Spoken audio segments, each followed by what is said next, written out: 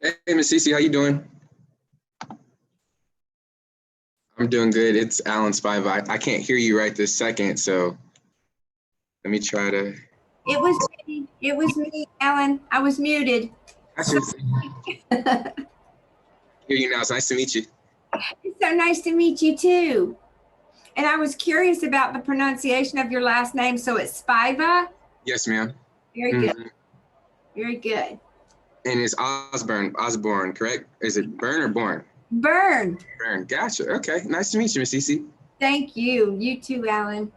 Jill's over here having a few technical difficulties, which is crazy because she's my tech girl. So Uh-oh. I don't know. That's tough. See, I'm over here trying to fold some laundry up before the class gets started, and it's not working out for me. Oh, well, you're a good man folding laundry. I just need a wife. That's all it is. But I'm excited Uh, before the class gets started. I'm excited for today's. I've been looking over our in our book about what we're doing today. oh, good. So hopefully it Yeah. works out.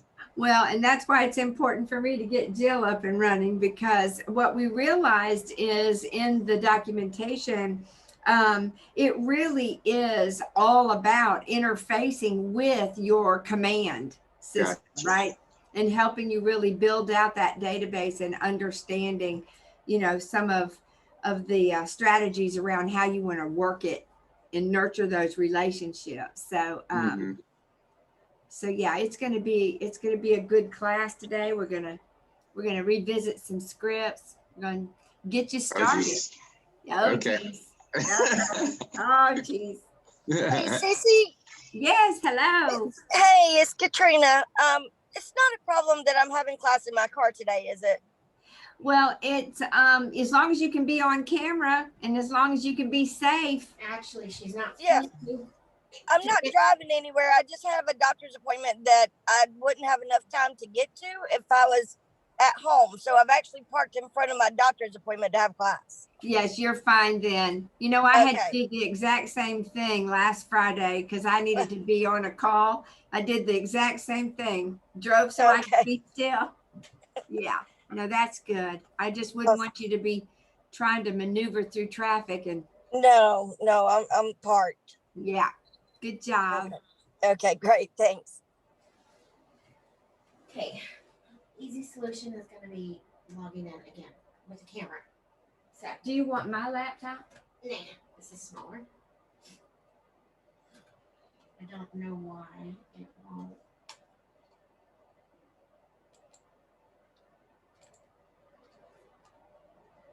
Okay, I'm going to take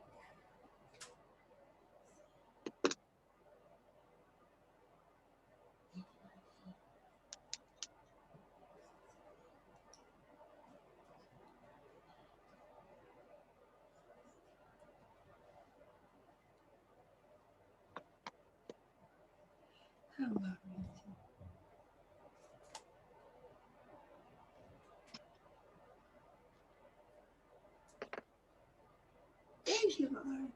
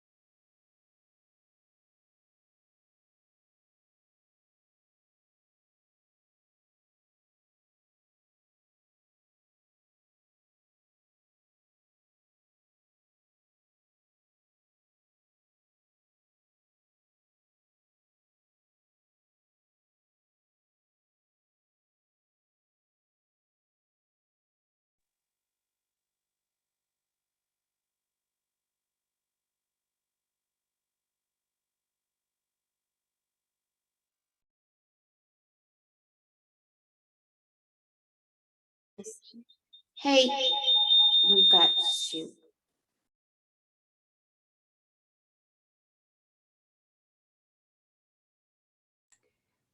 Hey, you guys, this is Jill. I'm working on my camera. Just a reminder, please make sure that your name is your full name that appears on your license, because a copy of this video does go to GREC and Outfront Education. So I don't know who KWS S's iPhone. We need your name on there. Oh, I wonder if she'll be able to do that in her car. She can from her Okay. phone. Oh, good. And BSJ, I don't know who you are. I need your full name, please. Bridget Justice. Can you change your name on your Zoom so that I can see your name? Thank you. Jill, do you know how to do it from my car? Touch on the box where your picture is, and on the right there should be 3 little dots, and it should say rename should be an option. Not doing it on the box. I'm not sure what it looks like on an iPhone. I've never done Zoom on an iPhone. Yeah, it's not letting me. Let me see if I can figure it out real quick.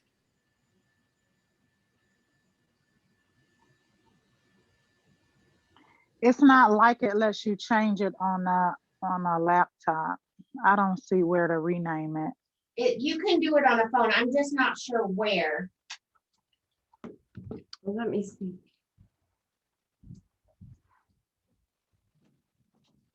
Let's see.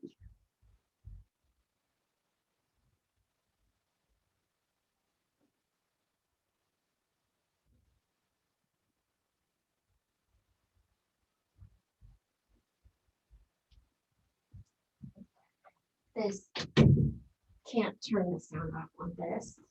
So let's see. I'm going to join a meeting. Oh, but I wouldn't know what the meeting code for this was. So let me go. It is their phone number. It is 678. Okay, hang on a second. I'll do it right now. Okay, I see it at the bottom where it's participants. Awesome. If you click on it if you go to participants at the bottom, Did you hear that? If you click at participant, and if you touch your name, it'll let you rename it. perfect. Thank you for figuring that out. Thank you, Bridget. Katrina, did you hear that?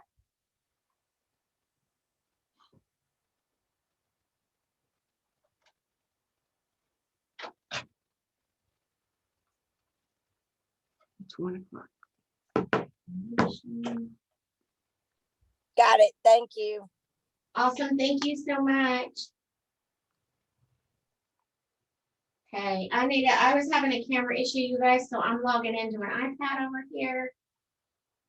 And I'm trying to do a roll. Checking you guys all down the list.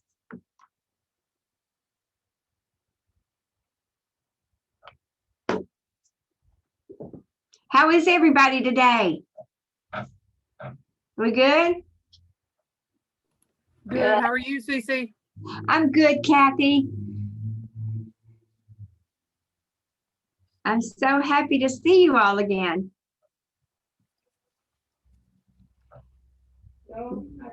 Jill's going to finish the roll before we start confusing her.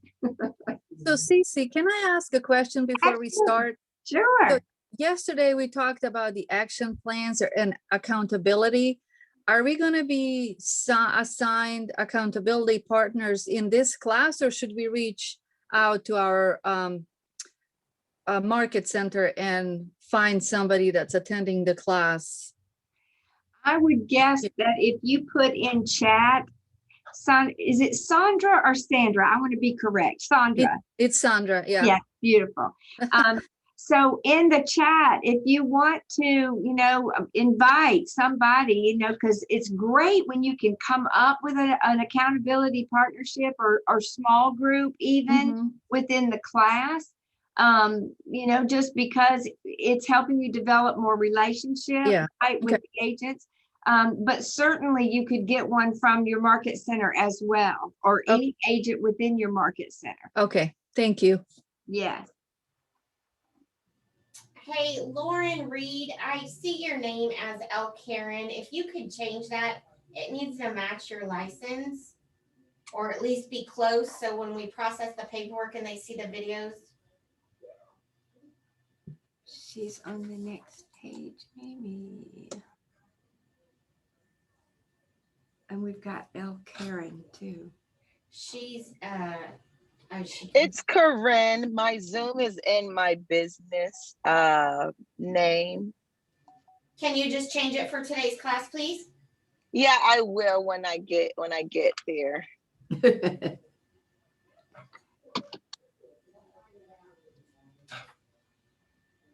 These are some of the challenges that we've experienced with having to take this, to the virtual platform. I noticed in this particular class too, in your course materials, you're going to find that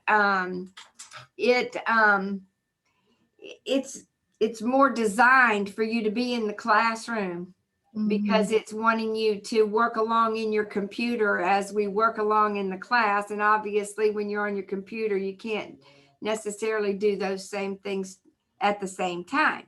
So, but we're going to work around all of that. So I just want you to know, we try so hard to stay real specific to your course material. This is a class where we're going to have to ad lib a little bit, but I promise you it will serve you better, because we're going to do some real play with Jill helping us get into Command, and you can actually then see how you're going to be developing that database in your own environment. Okay, you guys, I am uploading a file of session number 2 today.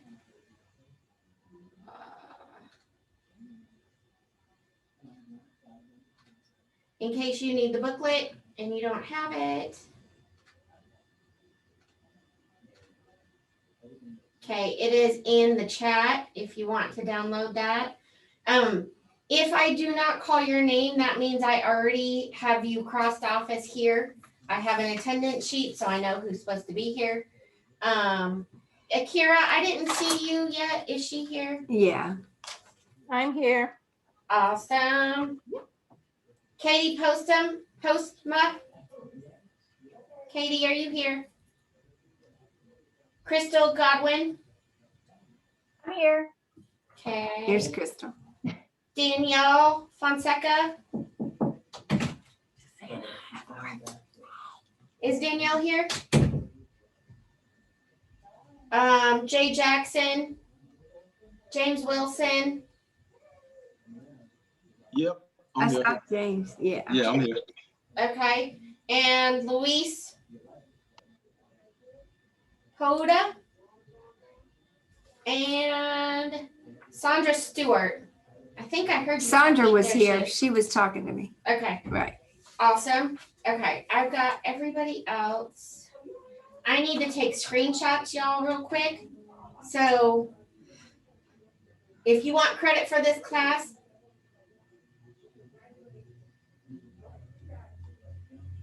can I email it? Yes, I'll email it in just a minute. But if you click on that file, you should be able to download that document to your computer, and then you can follow along that way. I'm going to take pictures right now. So if you need credit for this class, I need to see your beautiful face. You ready? Oh, there's a couple that Kyle's not on there. Everybody's there. I think Kyle's auditing. I gotcha. Okay. Okay. Take it away, Cece. All right. Hey, everybody. Here we are. I know you were looking so forward to this today, right? Everybody's energy's good.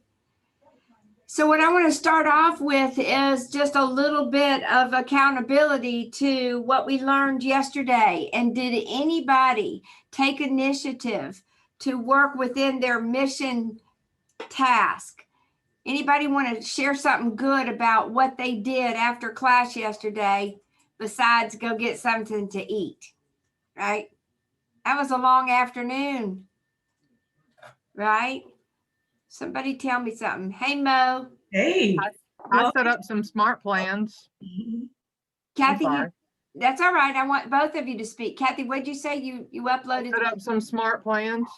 Very good. Very good. Mo? I added a new client to my contacts and I Very, did a follow-up with my previous clients. very good. Yeah. Very good. And I talked to Daniel. And you talked to Daniel. And we encouraged each other. Yeah. Absolutely. Those are Hey, Daniel. Daniel, I owe you a return phone call. I didn't forget. Me too. Yes, you too. I'm sorry. I've been crazy. Me too. probably. And me too, right? Yes, Everybody. Lauren, I tried to call you. Hey, I never received the booklet for today. Are we still using the one we used yesterday? No, there's a new one. I'm going to send it right now. I put it in the chat if you want to download it from there. Okay, thank you. You're welcome. I tried cold calling earlier. All right, Izzy, tell us about that. How did that go? Not a fan of it. It wasn't so bad though. I found that talking to people over the phone isn't as bad as I thought it would be. And I used the tips from yesterday, just using what they give me as another source of like continuing the conversation. So it wasn't so bad. I'm still just not a fan of it. Hey, listen though, that I'm so proud of you because practice is what's going to get you better and better, and you won't know. You won't even have discovered, like you said, it's really not as bad as I anticipated. Well, you'll never know that if you don't exercise it, right? You have to do that. So I'm real happy that you took that initiative. Thank you. You got to do it. You got to try it. You know, you can't be a secret agent. You got to be able to be out there and get yourself exposed to people, opportunities. So today's expectations, we're going to, continue to build on your database and names and addresses. We're going to work within that a lot. We're going to talk about more lead generation strategies, working with people that you know and people who you haven't met yet. We're going to add some new contacts into your database. We're going to organize and categorize contacts in your database because you won't communicate with everyone in your database equally. And we'll explain that. And then we want to maybe set up some marketing campaigns. Like Kathy said, she did some smart plans. There are drip campaigns, there's touch programs, and then there's smart plans that kind of embody a lot of those different activities. So hopefully today you'll roll your sleeves up and start really getting involved in your tools that you have, and also get a little more comfortable with some scripts and really building the foundation to your business. I always tell agents, this isn't maybe your favorite part, but I'm telling you, it is one of the most vital parts, because if you allow yourself to skip over building a good foundation for your business with your systems and models in place, then you'll always be playing a degree of catch up. Does that make sense? Once business starts happening, you very rarely have that opportunity to go back and focus on building your database and setting up your systems. So while it doesn't appear that it's income producing activities, trust me in this, it is absolutely the beginning of all of that. And as I said, in the virtual environment, we have to juggle a couple of things that would be a lot easier if we were in the physical, but we're not going to let that stop us. We're not going to let anything stop us, right? So let's move on. What you're going to see in the first part of your materials is our old tracking system and a copy of that action reveal, which is the mission task that we talked about yesterday. And this is a little dated material, so we're not using this same tracker. We're going to work right into command. and Jill's going to be my ace up the sleeve for all of that good stuff. You will see on page 8 that you do have a manual way of tracking your numbers. So you never have to rely totally on your technology if it's not going to be, accessible to you for any reason or convenient. But, Gary Keller built his entire business using what appeared to be an old recipe box with index cards, right? As a young man, that was his tickler. That was his system for managing his contacts. Naturally, we've come a long way from then, but the truth of the matter is what he was able to do then, we could do the exact same way and have the exact same level of success. The technologies are what provide us more of a convenience and helps us be a little more efficient, but it doesn't replace the old physical, the old manual, processes that get us started. So what we're going to do today is going to make you a little uncomfortable, right? But we're going to be okay with that, because what did we say yesterday? If we are uncomfortable, we are growing, right? If we stay in the comfort zone, we're not growing. And so we have to step out and stretch ourselves a little bit. So we're going to spend some time in scripts, and then we're going to actually make some phone calls. And the crowd said, yeah, right? Everybody's so excited for doing that, right? And the reason we are is because we know we have to get this part over. We have to get out of that resistance to doing it, because what we say yesterday, what do we do? What's our job? You all know this answer. If we're in real estate, what's our job? Lead generation. Lead generation. Thank you, James. Yes, you're absolutely right. So what we're going to do today is going to help you, though, is most of you all, I would imagine, have your phone handy, right? And in that, you are going to be able to go in and pull out. We're going to build a database with some of the contacts that you have in your phone. Does that sound good? And you can call your mother, you can call your brother, your sister. It doesn't have to be a cold call. We're calling, though, just to get comfortable with our scripts. So let's revisit our scripts just a little bit. On page 10, you've got a script that would be if you had been given a good referral from somebody in your sphere.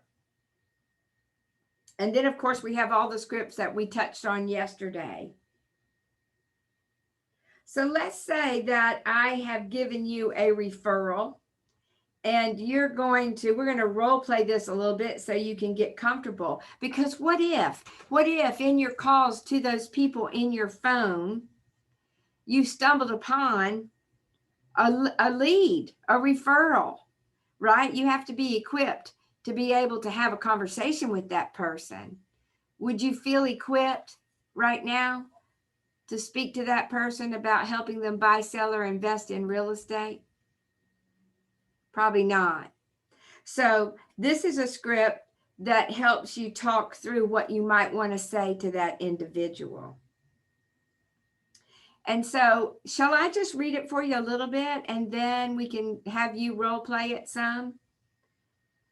Just starting out with, hey, I'll use James because I'm looking at him. Hey, James, my name is Cece Osborne with Keller Williams Realty.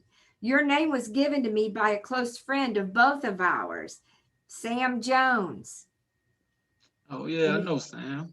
Yeah, he knows you too. And he said that I should give you a call. Is right now a good time to talk for a couple of minutes? Yeah, I got a few. Excellent, excellent. So James, I beg your pardon. No, Sam, I got to remember who I'm talking to, right? Sam said that you were thinking about buying a house in the near future and asked if I would please give you a call. He said he and I both want to make certain that you are in great hands and that you have the very best. So that's why I'm calling. Yeah, I was talking to Sam about that one day at the kids' football game, not too long ago, actually, maybe about a month ago. I am interested, but you know, I'm kind of held up. I got student loans and stuff, but you know, I don't know, I got a lot of questions. Well, since everyone likes to know what houses are selling for, I thought I would just maybe give you some information that would help you start thinking realistically about what direction you would want to go when you get ready to get there. Is that right? Oh yeah, I'm definitely interested in that. So you can see what's going on anywhere from your street to any place in North America. We'll be able to, I want to give you my app that'll give you that access. It's free, there's no cost to you, and I can send it to you in a text. Does that sound good? Sounds excellent. Great. So have you seen anything like this so far? Not with the app where I can interact with my agent. No, I haven't. Are you working with any other agents right now? Not at the moment. Well, that's great. That's great. The next step is for us to get together. I can answer all your questions. I can explain how the entire process works. It'll only take about 20 minutes. Could we meet today or tomorrow? Would that be better for you? Yeah, tomorrow would be better.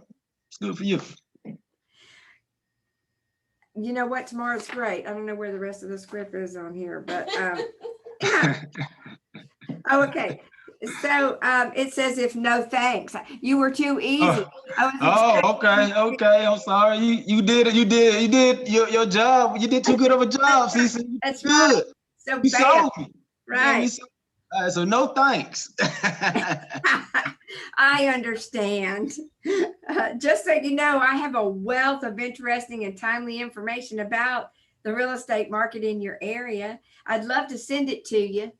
Let me make sure I have your current email address. Okay. What?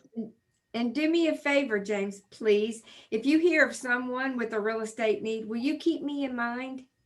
I most definitely will. Great. And after you download the app and try it out, send me a text and let me know how you like it. I'd really appreciate that. I will do. Very Thank good. you for all your help and your information. Thank you for your time today. And please let me know if there's anything I can ever do for you. I will. Thank you. Bye. Bye, Jay. You see this, how this kind of rolls into, they give you options. If he were selling a home, we would have jumped to that piece. If he's, buying a home, we go to that, right? Once he said, tomorrow sounds good, we would have immediately said, okay, great. 2 o'clock, Starbucks, 2 o'clock, my office, 10 o'clock, my office, your workplace, your home, right? We just want to get the appointment. That is the ultimate goal, get the appointment, because until we get face to face with that person, we're not going to have our best opportunity to close the deal, right? All right, so who can tell me how comfortable they would be to have that conversation with somebody right now? I mean, I would be comfortable. I have a question though, Cece. Certainly. Just to bring it back just a little bit, and maybe we'll learn this later on. When asking the person, do they have a realtor or have they, been speaking to another realtor? If they tell you yes, and even though the friend referred them to you, they tell you yes, how does that conversation go? Well, first of all, you would say, oh, well, that's great. Have you signed a buyer brokerage, right? Because until they are actually in a exclusive buyer brokerage agreement with that agent, we want to be respectful of the relationship, but legally we have every opportunity to talk to them, right? They're not in an exclusive relationship with that buyer. And you'd probably want to elaborate a little bit on what's the depth of that relationship.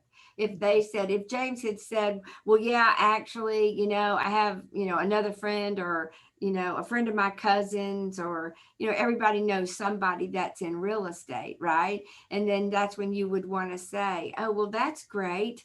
Have you been out much looking at property? And then he would probably say, well, no, just really, she just called me and we started talking about it. And I'd say, so you haven't entered into, a written agreement with her to work exclusively? And he would probably say no. And then I would say, well, I'd love an opportunity to, meet with you before you do. That's all fair. That's all good, right? Or, if you wanted to say it even more comfortably, you could just say, well, I'd love to be the go-to person for you when you're ready to buy or sell, put your name out there. We got to ask for the business. And that's a big pitfall. We don't sometimes. We get tongue-tied because we are put in an uncomfortable situation. And then all of a sudden we don't go in and finish the conversation with asking for the business or asking for the referral, right? That was a great question though, Mo. Who else has a question? Cece, I just wanted to say another seasoned agent said to ask who is your agent, because that's a direct question. And so a lot of times people will tell you they have a realtor, but they really don't, but they're less likely to lie about who it is. And so you ask them, like, who's your agent? And if they give you a name, and you'll ask them the questions about, do you have a, agreement already with that agent or whatever. But I think that's just a good way to get a little bit more clear and true information from people. Well, the agent gave you some good advice, because you're absolutely right. Sometimes just because they say they're working with somebody, that's not actually true. You have to understand, buyers want to get what they want when they want it. And so if they've seen online a property and they reach out to the listing agent directly, and the listing agent then goes through that protocol of asking them if they're working with an agent, and they may say no, just because they don't want to diminish their opportunity for that agent to go show them the property like right now, right? And their agent may not be available to them today. That's why they're out looking by themselves. And so that happens in a lot of cases, Robin. So you're correct about that. And you are right. If you confront them with giving you a name, it's a lot harder for them to not, tell you the truth. But you'd still want to say, right, have you been working with another agent? Are you working with another agent? And then when James said, yeah, he had, then I would say, oh, that's awesome. What's his or her name? To your point, Robin. Yeah. And then they'd say, well, some of them, if they've been telling you a fib in the first place, they're going to continue to fib. And then they're going to stumble and say, oh, it's just a friend of a friend of a friend. It's like no big deal, right? Yeah. And that's when we would say, are you in a written agreement? Because people will mislead you just to get what they want when they want it. Who else has a question? I have a question. Okay. So I have a 256 telephone number. Do you think that puts me at a disadvantage because people sees an out-of-state number and like, oh, this is a telemarketer or a junk call? I think that there was a time in the world where that may have been a bigger concern. But if now, everybody retains their numbers for years and years, no matter where they relocate to, no matter what. So I think that it's less worrisome for you than it might have been in the past. People are just much more accepting of, the odd and different, exchanges. Gotcha. So I've made several calls and I've never gotten anybody to answer. So I just didn't know if that might be attributing to that or what's going on, or if that's just the way it is. You can get a local Google Voice number if you want. That's what I did when I was selling, because I have my California cell phone number, 925. And I found I had a bigger issue with local agents answering my calls. They wouldn't pick up, and I was trying to show the property, or I was there, and So I got a local Google number, and that's free.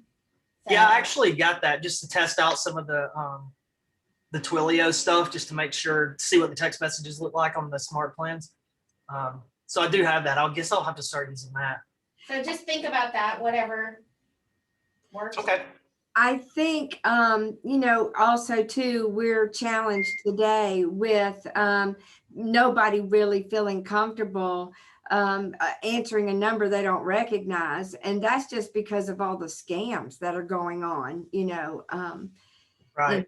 in the world. So a lot of times they want it to go to voicemail so they can screen it, or, you know, as we say, scrub it to make sure that it's legit and it's, you know, not somebody.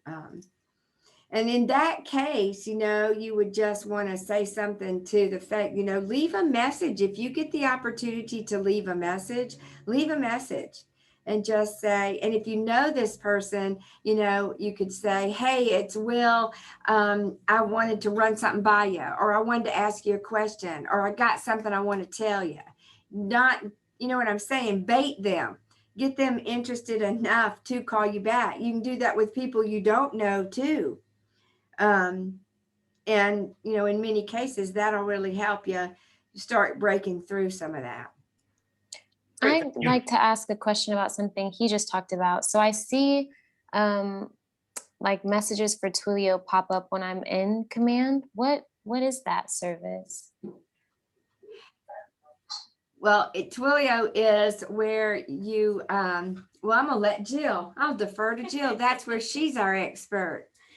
Twilio is where you can subscribe and you pay per text. It's a texting service. So it's not a reoccurring monthly fee. It's just however much you're texting. So the smart plans, if you have a smart plan that has a text in it, they will go through Twilio. And you pay per text. You pay for so many points, and each point is a text, or however the points work out. So it's not a set monthly bill. So there's that. Okay, thank you. Does that make sense? Absolutely, yeah, thanks. That has become something that more and more agents are using, since the prominence of texting is sometimes better received than the phone call. I have a question. Yes. So I know the whole do not call list. How do we go about checking that someone isn't on that? Are agents plugging in that person's phone number and then calling the number, or we're waiting on them to tell us that they don't want to be called, or how does that work? Actually, we've been working on that subscription. The Rawls group is doing that. Yeah, the Rawls group is working on subscribing to a filtered white pages, so to speak, or a call list that will then protect you. That's a really big deal, Akira, for you to bring that up. I mean, we do want to be as respectful as we possibly can for the do not call, because there are some really stiff fines that are associated with people who violate that. You know, it's what we did in the past when do not call started to first become real popular, and everybody was putting their number on it. Now it's challenging because you know, a lot of people haven't gone back and updated that. Everybody's transitioned to a cell number. So, you know, they haven't registered that number to be part of the do not call list. So, you know, you really just don't know. And that's why we've got to get an accurate list. But again, it's only going to be as accurate as the information it's been able to obtain. And, you know, I always say that if they say, you know, something to you, a couple of approaches. One was you could, if you know the number that you dialed, which if you're using these speed dials and things like that, that's challenging for you too. But if you actually know the number, you could just say, oh, I'm sorry, is this not, you know, 770-429-6705? right, instead of 6703 or, you know, something like that, so that they know that you can immediately make it look like, you know, it was not an intentional violation. That's one way to do that. But the other would be too, just to, you know, apologize. It's not going to be that one time that something's going to happen. It's going to be a continuum of that person continuing to reach out once they know they're on the do not call list. But we're working on getting that resource for all of you, so you won't have that worry. Some of the tools that we already use, like Crisscross at Cityside, you know, it has already that filtering on there. It'll tell you if the person's on the do not call or not on the do not call list. We don't use that anymore.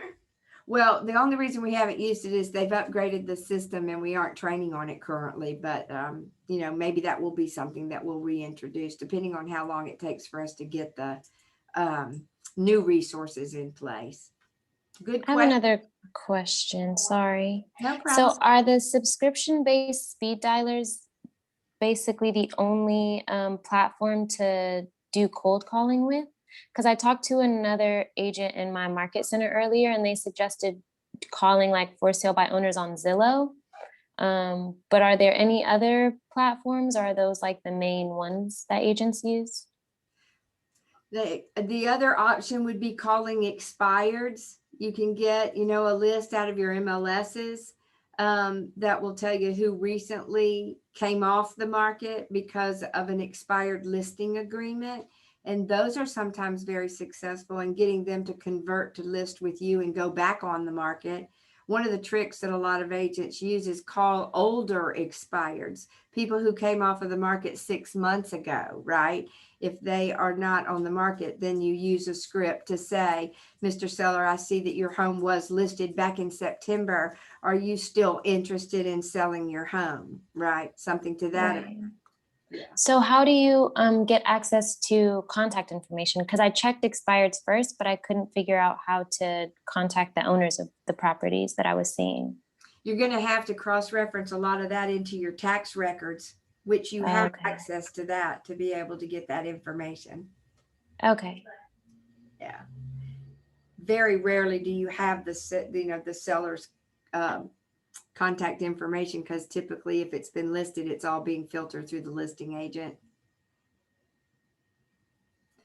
All right, well, those are some great questions, right? So who is ready to take a shot? You want to take like the next maybe 10 minutes, pull out your phone, find somebody you want to call and rehearse your script with them.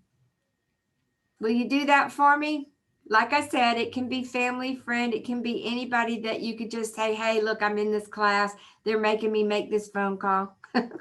Would you be interested in role playing this script with me? Right? And just see, you know, if I were you though, I'd plug into a friend or something, because you never know, you might convert them to a piece of business in the process of role playing. All right. Okay, I'm going to trust that you're really going to give it your best effort. We're going to talk about what we've experienced when we all come back together. Stay on camera and call somebody. Have a conversation. We want to see you pick up your phone. That's right. Look, Mo, she's got it going on. James is dialing. Let's see who else. There we go, Tamika. No, Daniel's already on the phone. Good job.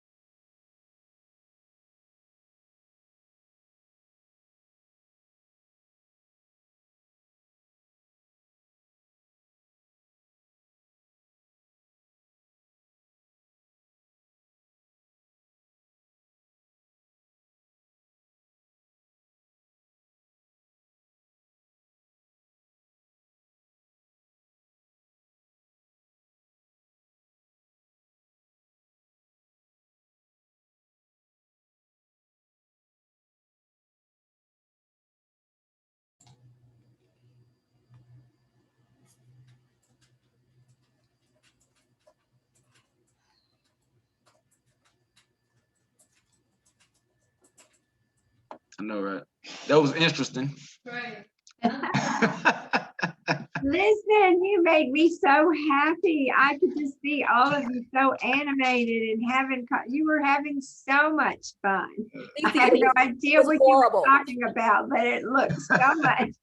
It was horrible. I literally called my best friend and she was like, I said, Ashley, you know, gave me your number. She's like, I did not tell Ashley to get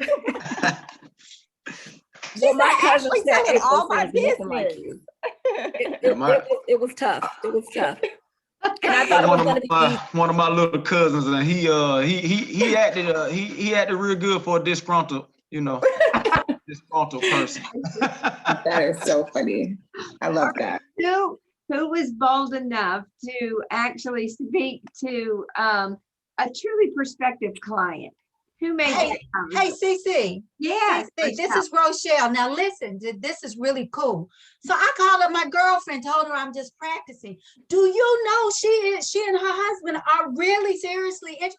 I got an appointment for next Friday. I don't know what to do, but that's okay. I'll figure it out. I was just calling her to just as a guinea pig. She is really, I'm so excited. I don't know what to do, but I don't know what to do. But that's I'm okay. excited for you. Congratulations. I mean, that is Congratulations, so, you got that the is best story so so far. Amazing. Yes. Yes. I told you it could happen, right?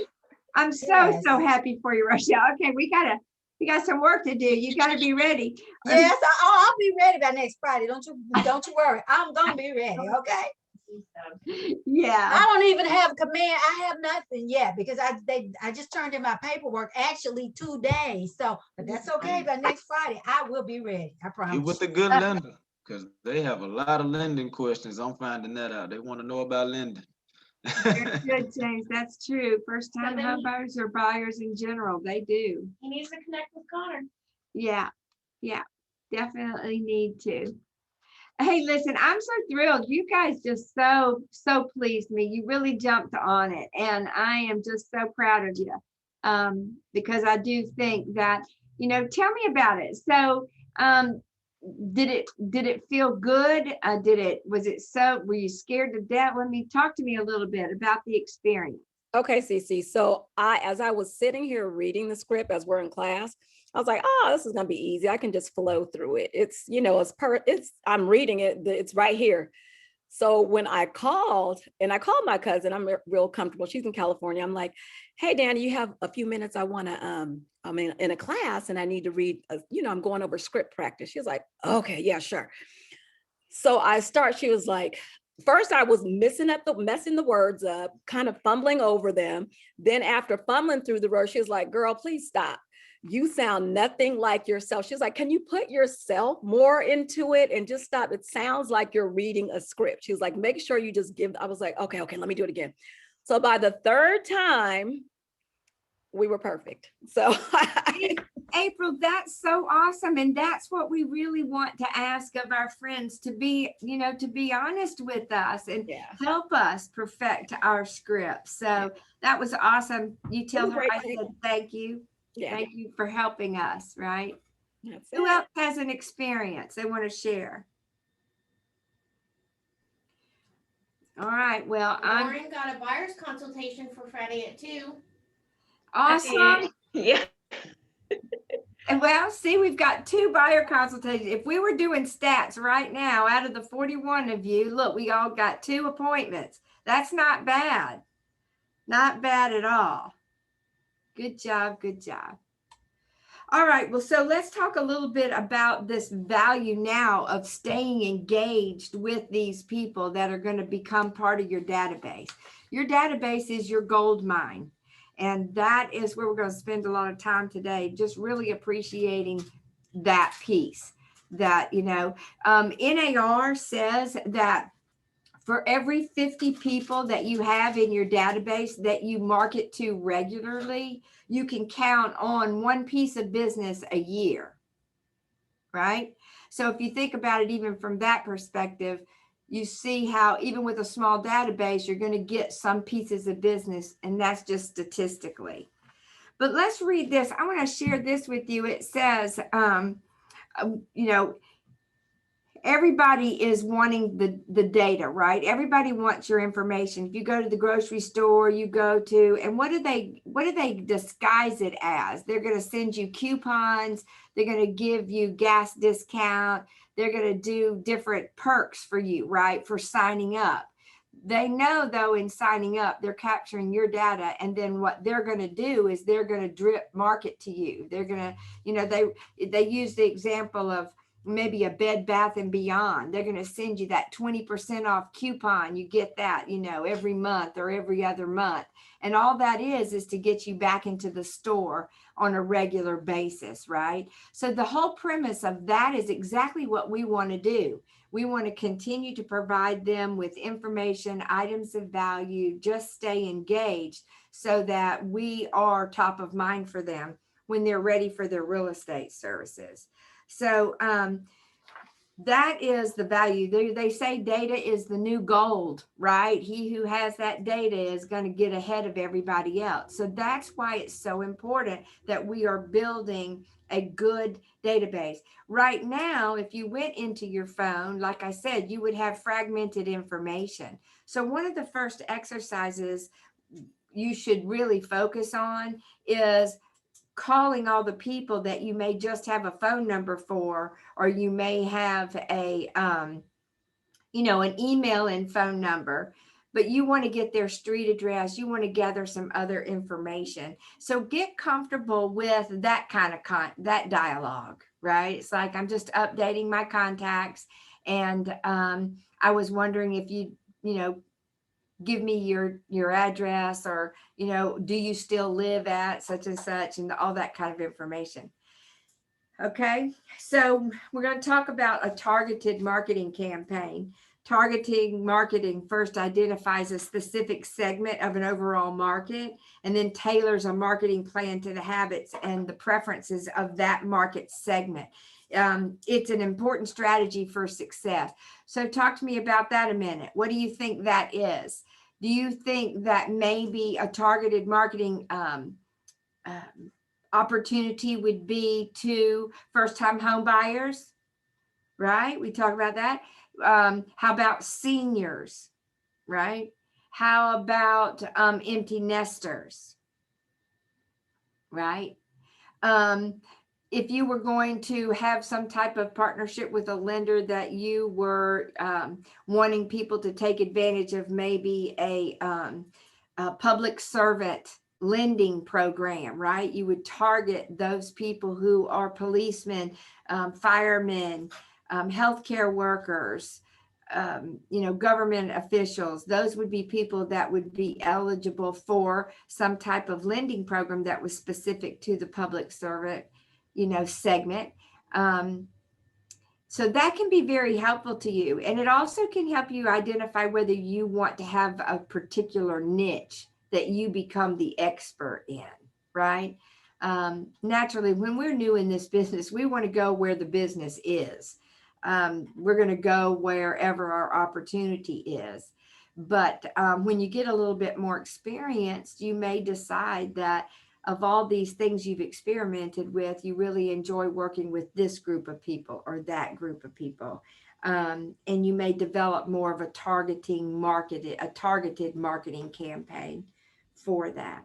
So that's going to become valuable to you when we get into building out our database, because we're going to want to categorize our contacts or tag them with different references. That's what I meant earlier about we're not going to market, or we're not going to reach or nurture into that database equally for all people. We're going to learn from our continued engagement with these people. Some people aren't interested for 6 months. Maybe some people, you helped them buy their home. Now statistics say they won't move again for 7 to 10 years. So, you know, they're going to be put in a different category of follow-up, right? So we're going to show you how to do all of that good stuff too. But let's talk just a little bit, and let's get some real definition around what the database is. It's a tool that centrally stores customer and prospect contact information which is regularly updated with new details and events, can be organized and sorted as needed, and is continually added to in order to increase your business. Is that not what we said? We're going to add 10. We're going to nurture 10 that we already have. We're going to make sure we follow up with them with either the handwritten note or, you know, another smart plan. And that's going to give us greater and greater opportunity because that database is going to grow bigger and bigger over time. So it says your database on steroids is when you have an efficient system in which to manage and organize all of your data. And so with us at Keller Williams, that's Command. We have that entire platform of resources that are going to help us take leads from website into our contact management software. You will hear the term CRM, Client Relations Manager. That is what we work our database in. And then of course you have marketing, you have other resources that are available to you, a design center, things of that nature. And all of that is embodied in Command. But first things first, none of that matters if you don't have contacts in your database. And that's why it's so important to start adding those. But your database management system is an automated system designed to work with the contacts in your database and your KW website to help you generate business online and offline with set and go marketing campaigns and so much more. As I've said, your database is your most valuable asset. Your database is much more than just a list of contacts. It's a living record of all business relationships, current and potential. That means that every time you speak with someone in your database, you want to go in and update with some notes about what that conversation consisted of. Whether it be the family piece, you just want to remember if they tell you something significant about something going on in the family, you know, with their work, you want to make notes around that. You know, their recreation, you want to be reminded that they are tennis players or golf players, or these are all things that are going to help you continue to make conversations with them much more comfortable. Your database is a tool to nurture and manage those relationships, to schedule and track every interaction you have with each person in it. Your well-tended database produces leads. A powerful database managed by powerful schedule produces a predictable flow of leads. And from a predictable flow of leads, you can expect a predictable flow of business. This is how it goes, right? And what did we talk about yesterday? All you need is a couple of satisfied clients to help you expand that audience of potential leads and pieces of business. All right, let's see, Jill, where are we now? We are, I've already given that statistic. Oh, no, I didn't. Let me share this with you. National Association of Realtors, they do a home buying and selling profile every year. And so they did this back in November for 2020.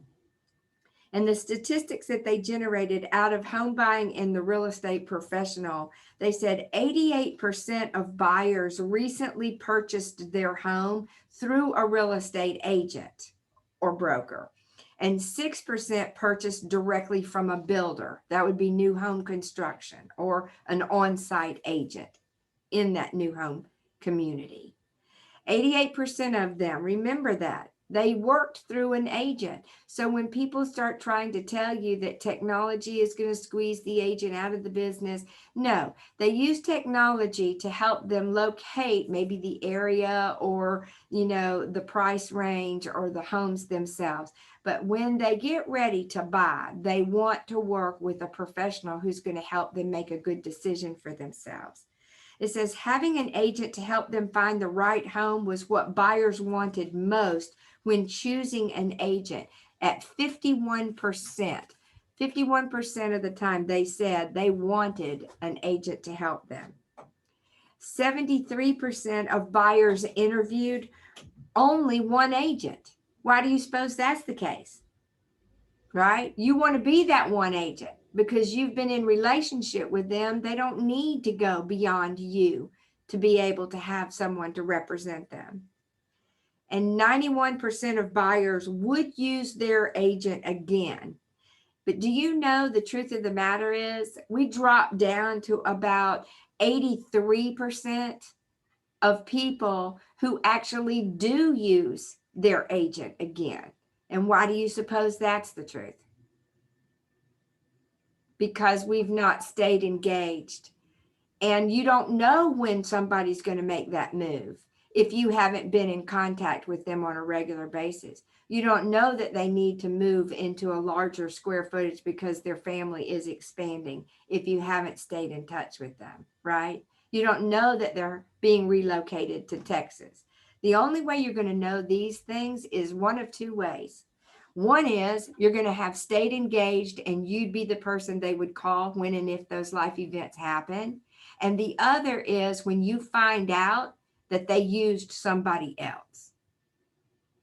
And that is something that is such a huge disappointment to us when we know that had we just stayed engaged, we would have had a greater opportunity of getting that piece of business before someone else did. A perfect example of that is when you're in your own community. When you communicate with these people, walking the dog and on a regular basis, social events, at the pool, different things, and then you see your competitor's sign in their yard. Ouch, right? But that's what's going to happen if you aren't purposeful in trying to make those relationships and nurture those relationships over time. So I'm going to hand off to Jill right now so that she can start helping you kind of put some pieces together to see what I'm talking about, right? With adding contacts, looking at those smart plans, campaigns, touch campaigns. And then we'll pick back up in a little bit so that I can get your ahas. Does that sound good, everybody? You ready for that? Okay, good deal. Thank you, Jill. Do you want to do the video? Oh, yeah. There was a quick video that we thought we'd run first. So let Jill put that on for us.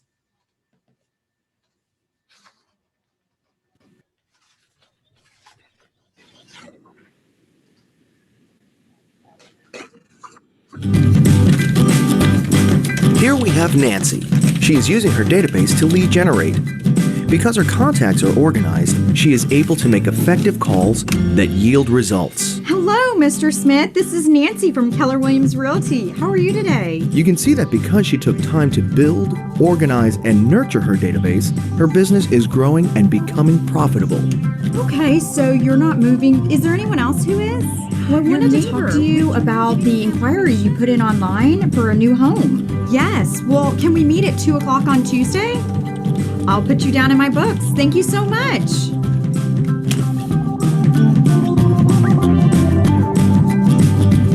Here is Nancy. She doesn't think she needs a database. She has a system. Watch as she tries to lead generate. Hello, Mr. Smith. Oh, I'm so sorry, Mr. Johnson. This is Nancy. We met a couple weeks ago. You moved a month ago. Gosh, I'm so happy for you. I'm so sorry. Okay. Well, is there another time we can talk? As you can see, an organized database is your most valuable business asset. A powerful database produces productive and predictable leads. The results speak for themselves.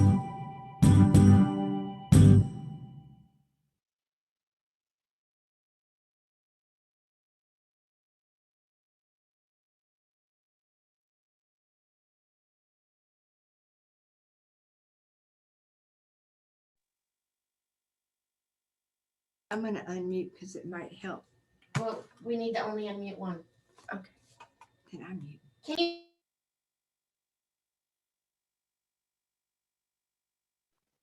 We can't hear you.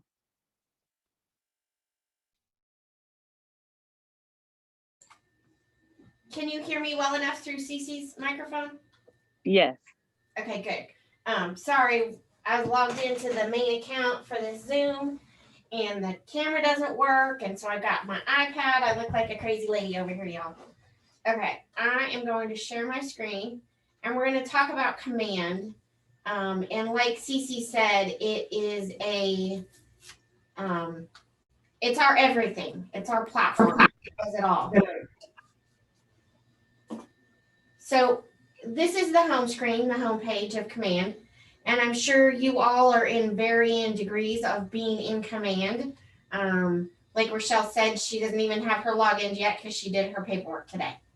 So this is the home page. This is the main page. And if you are using the tools properly, you'll be able to set tasks and reminders for yourselves.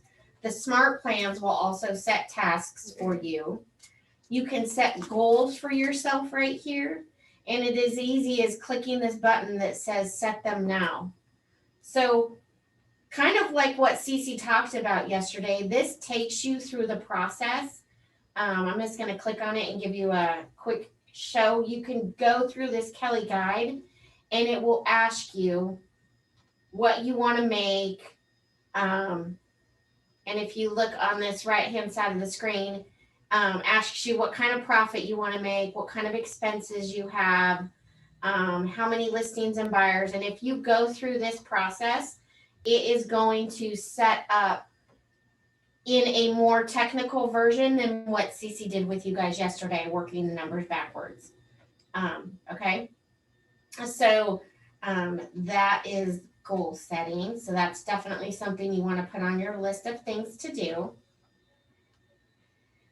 Over here on the right-hand side are our applets. And if you notice, if I hover over them, it tells me what they are called. And if I hit the red KW, it will open up the names. So I like to have more space on my desktop, but we can do that so you can see where all the names are.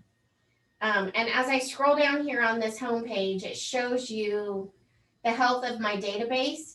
So this will also give you kind of a quick idea of how many emails, how many addresses, how many phone numbers you have for the people in your database. And so as you can see, I have 98% emails. I am not so good with phone numbers and addresses. So this would be really where I need to focus my energy, is on getting phone numbers and addresses. But so this health of your database can be helpful for that. If you have new leads that come in through your app or from your website or a landing page, they're going to show up down here. And as you can see, it shows where they came from. So because this is actually my husband, I sent him the app. He went into the app and he logged in and created a user login. And so it put his information in my command and it marked it here. So I know where he came from. Okay. So that's the home page. Let's talk about contacts. First thing you guys should do is you all just made a phone call, right? So that person needs to be in your command. And it is pretty simple. Command is super user friendly. It is pretty, sorry, I'm trying to get rid of this little box of everyone's faces. Okay, there. Everything that you're doing is, you're not going to hurt it. You're not going to break it. You're not going to fuss anything. So I'm going to show all my contacts. So Smart Views, I'm going to hit all contacts. We can search. And if you click the drop down, I can search by first name, last name, emails, addresses, whatever it may be. I find that it's easiest just to search everything. Over here in this import button, you can import your database, your information from a Excel spreadsheet. All of our market centers use Scott Loring Marketing. and they will actually import it for you for free.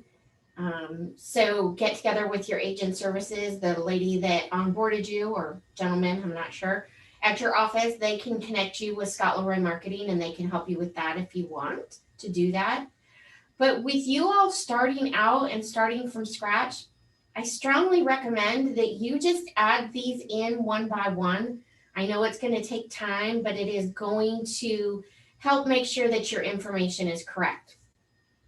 So I'm going to give you an example. I'm going to show you how this goes. I'm going to go ahead and click Add Contact. And I am going to go ahead, and Karen is in front of me. So Karen Marshall. And I'm just going to put in a fake email address, because one thing you need to know with this primary email address is that it can only be in your database once. So if I have Karen's email address and I have her in multiple times, it's not going to allow me to save her primary email address twice.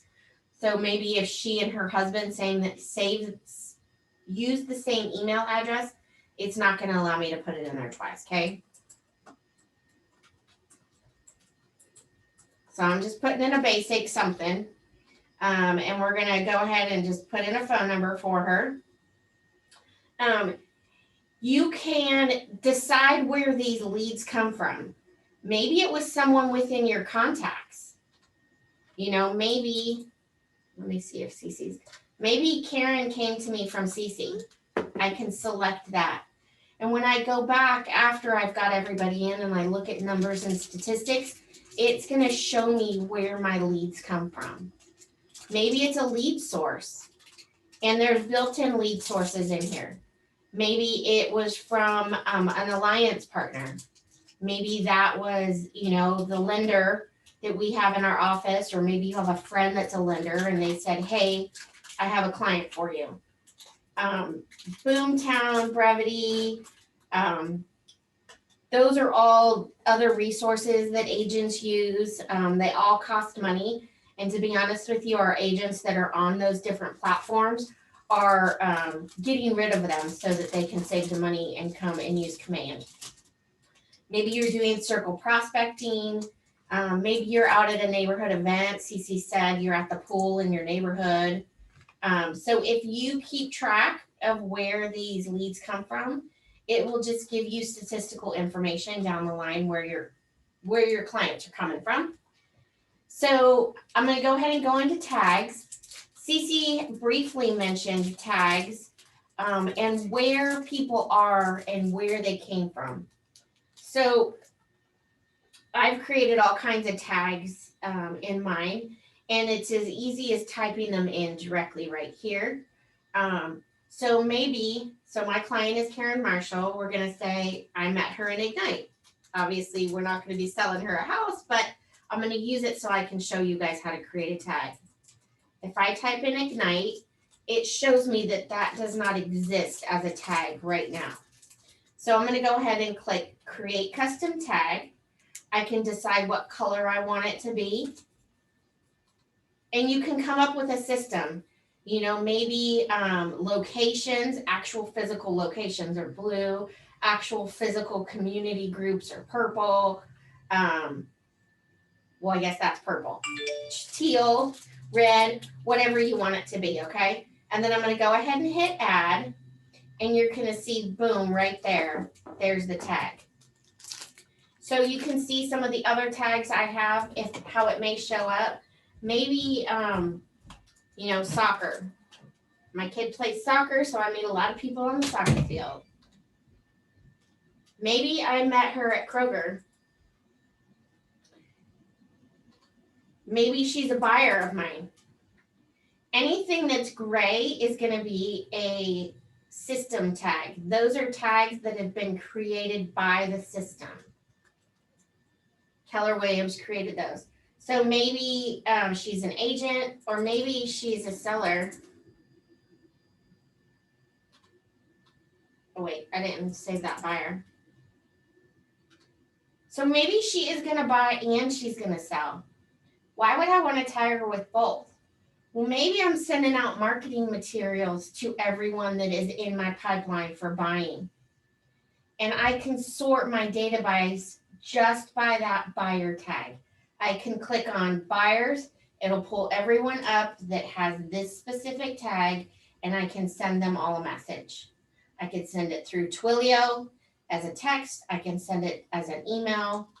You know, maybe there's a big soccer tournament coming up, and I am going to have a table out there doing some marketing or passing out donuts or passing out my card or whatever it may be.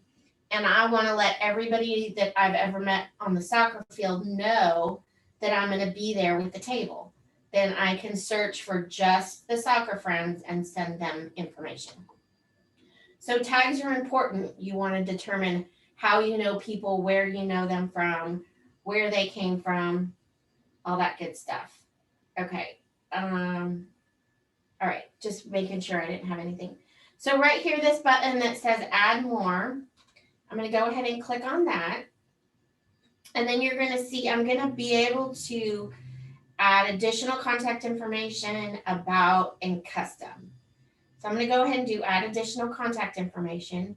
If she's got a secondary email, a secondary phone number, definitely going to want to put in a home address.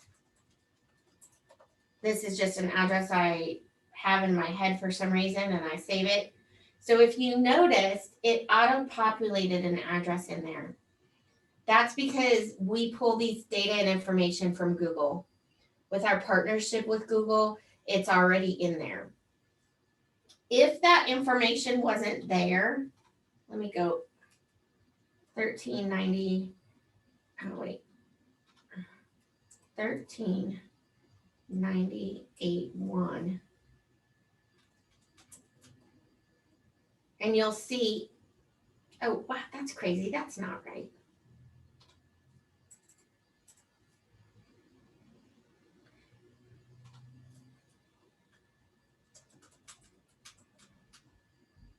Okay, so if you have an address that's not populating, you can create manually, okay? But ideally, you should be able to find every address if someone's actually living at that house, or if it's actually a physical address that really exists. Sometimes there's an issue with brand new. You could go to your Facebook, I could go to Karen's Facebook page, copy the link at the top of the page and paste it right here. And down the line, maybe I have a task for myself to post a message to Karen to reach out to her. Then with just the click of that link, it'll take me straight to her Facebook page. So it's a little time consuming, but if you build it in from the beginning, all the better, right? I'm going to go to about. You'll see we can select birthdays.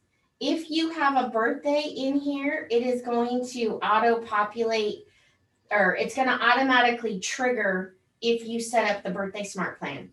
So get as much information as you can, you guys. The more information, the better. If you sell them a house, you better have their home anniversary in there, because you can automatically set up a smart plan to send out a special email, to set a reminder for you to send out something. We can create relationships. So let's say maybe Robin Butler was the one that told me about Karen. Sorry, you two are right in my screen.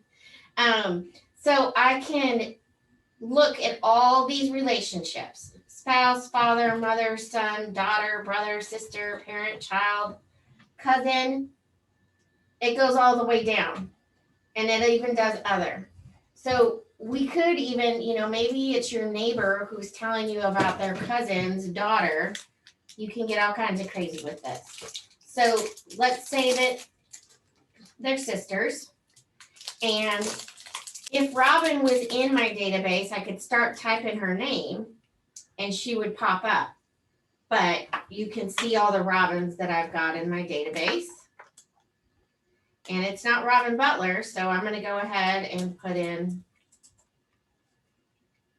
And all I have to do, I'm going to fix this R so that it's correct. All I have to do is hit add. And now it's added Robin to my database. And it has marked her as Karen's sister. And if I go in to find Robin, there's going to be no other information there. But I can go back later and add it in. Okay. If I want to add more, I can just click add more and I can add more relationships. Okay. And I can remove it. It's so great, you guys, because Command is so user friendly that it makes it easy. Work, job title. You know, a lot of times I hear agents talking about, oh, I sent my client a thank you note or some thank you flowers or a thank you edible arrangement to their office. And everybody in the office was jealous and they were so excited that I got this beautiful arrangement from my agent. They all asked who it was. And I gave out my agent's card to everybody sitting around me, right? I mean, that's a great way to prospect and a great way to get them to talk about you in their office. So get their work information if you can, right? Description, you can put details in here. Maybe they've got a different legal name that you're going to use on documents. Maybe you can put a description on who this is. No one's going to see that but you. Work information. Down here in custom, this is a little bit more of an advanced feature, but you can create custom fields and you can keep documentation of, I don't know if you've ever heard of, but sometimes agents like to do what they call Pie Day, where they will give out pies maybe at Thanksgiving or Christmas or maybe Easter or whatever to their favorite clients or all their clients. So I've got a custom field in here that is favorite pie flavor. And I've got some already pre-selected because I know these are the only ones that I'm going to buy. So Karen's favorite pie is pumpkin. Oh, it picked cherry. Let me pick pumpkin. Okay. It won't pick pumpkin. So this is sometimes one of those little glitchy things that happens with Command. We'll keep rolling and we'll try it another day. All right. So I'm going to hit create. Oh, primary phone number is in already used. I got to find a new phone number for her. Okay. Since I made it up, I was able to just change it up. Okay, so I have put Karen in my database. So one of the cool things about this database, you guys, is we can use filters like I was just talking about. I can pull up tags and I can pull up everyone that has the soccer friend tag. And I can hit apply and you're gonna see everybody that it pulls up has been listed as a soccer friend. What I can do with this, like I kind of mentioned, I can click the check boxes. I'm gonna do them all. Right here where it says select bulk action, I can hit send bulk SMS. That's a text message, right? So if I had Twilio set up, I could click on that, but it's telling me I don't have Twilio set up. So I could click on that. I can add to an email list, and that's where we can use our, what is it, MailChimp? That's where I can use MailChimp and I can import a list of all these people and send out a specific email to all of them. I can add them all to a specific smart plan. I could export contacts. I could do emailing lists. I could do all kinds of cool stuff, okay? So also what we can do is I'm going to uncheck this.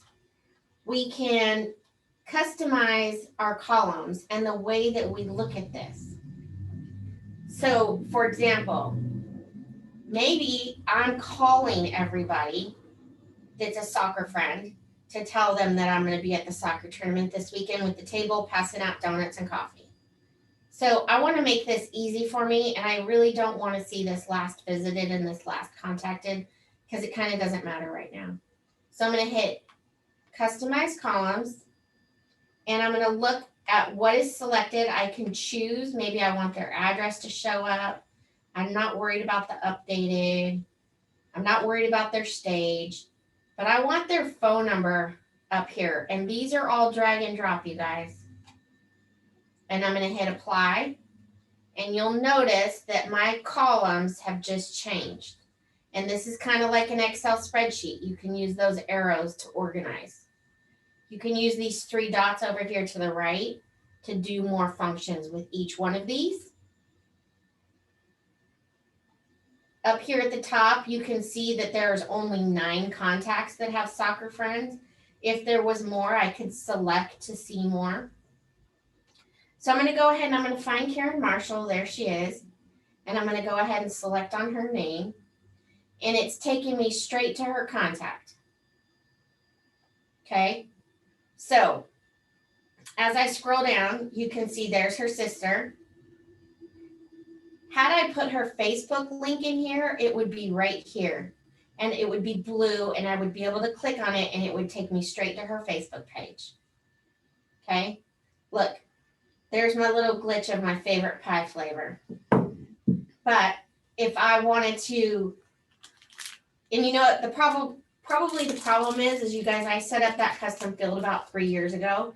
And so I probably need to fix it because command has changed drastically in the last 3 years. You can also see right here, that address is in a neighborhood and it's suggesting other neighborhoods. Okay. So let's go back to yesterday's conversation. Remember when Cece and I were talking about talking to people and sharing real estate information with potential clients, sharing real estate information with your friends, sharing real estate information with somebody you meet at the store. So it's as simple as this. I think you all should have your phone and your command open. And as you're talking to these people and you're going through these conversations and you're adding this information in, and you put in their home address, you can go right here and you can hit add neighborhoods. This works at anywhere in the US. So for me, it's easiest. I can type in neighborhood names, but it's going to pull anywhere from the US. So I'm going to use the map.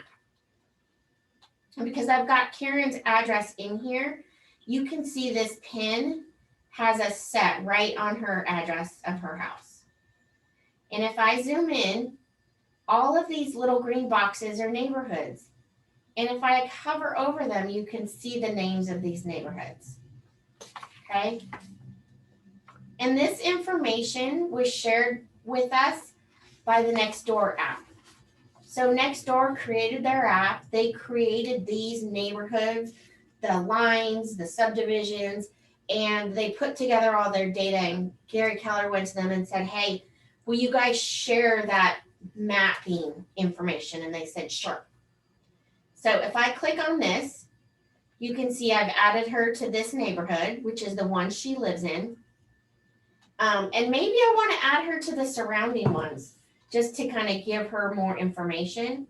And this would be the conversation of, hey, Karen, I know you just bought your house and I know you guys aren't looking right now, but I'm going to send you some real estate information that includes your neighborhood. So you'll know what is for sale and it'll give you a good general idea of what your home's worth.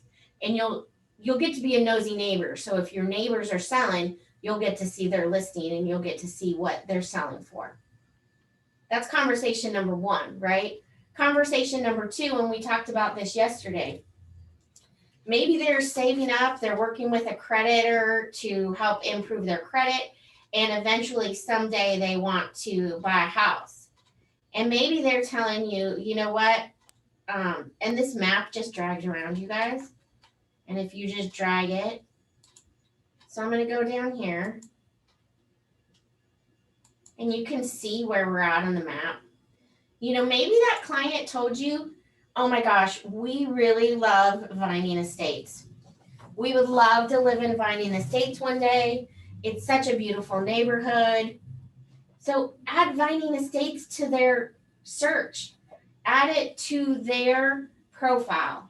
Add it to their link. And so that way when you send this information, it's going to send them all of the Vining Estates information, okay? So I'm going to go ahead and hit save.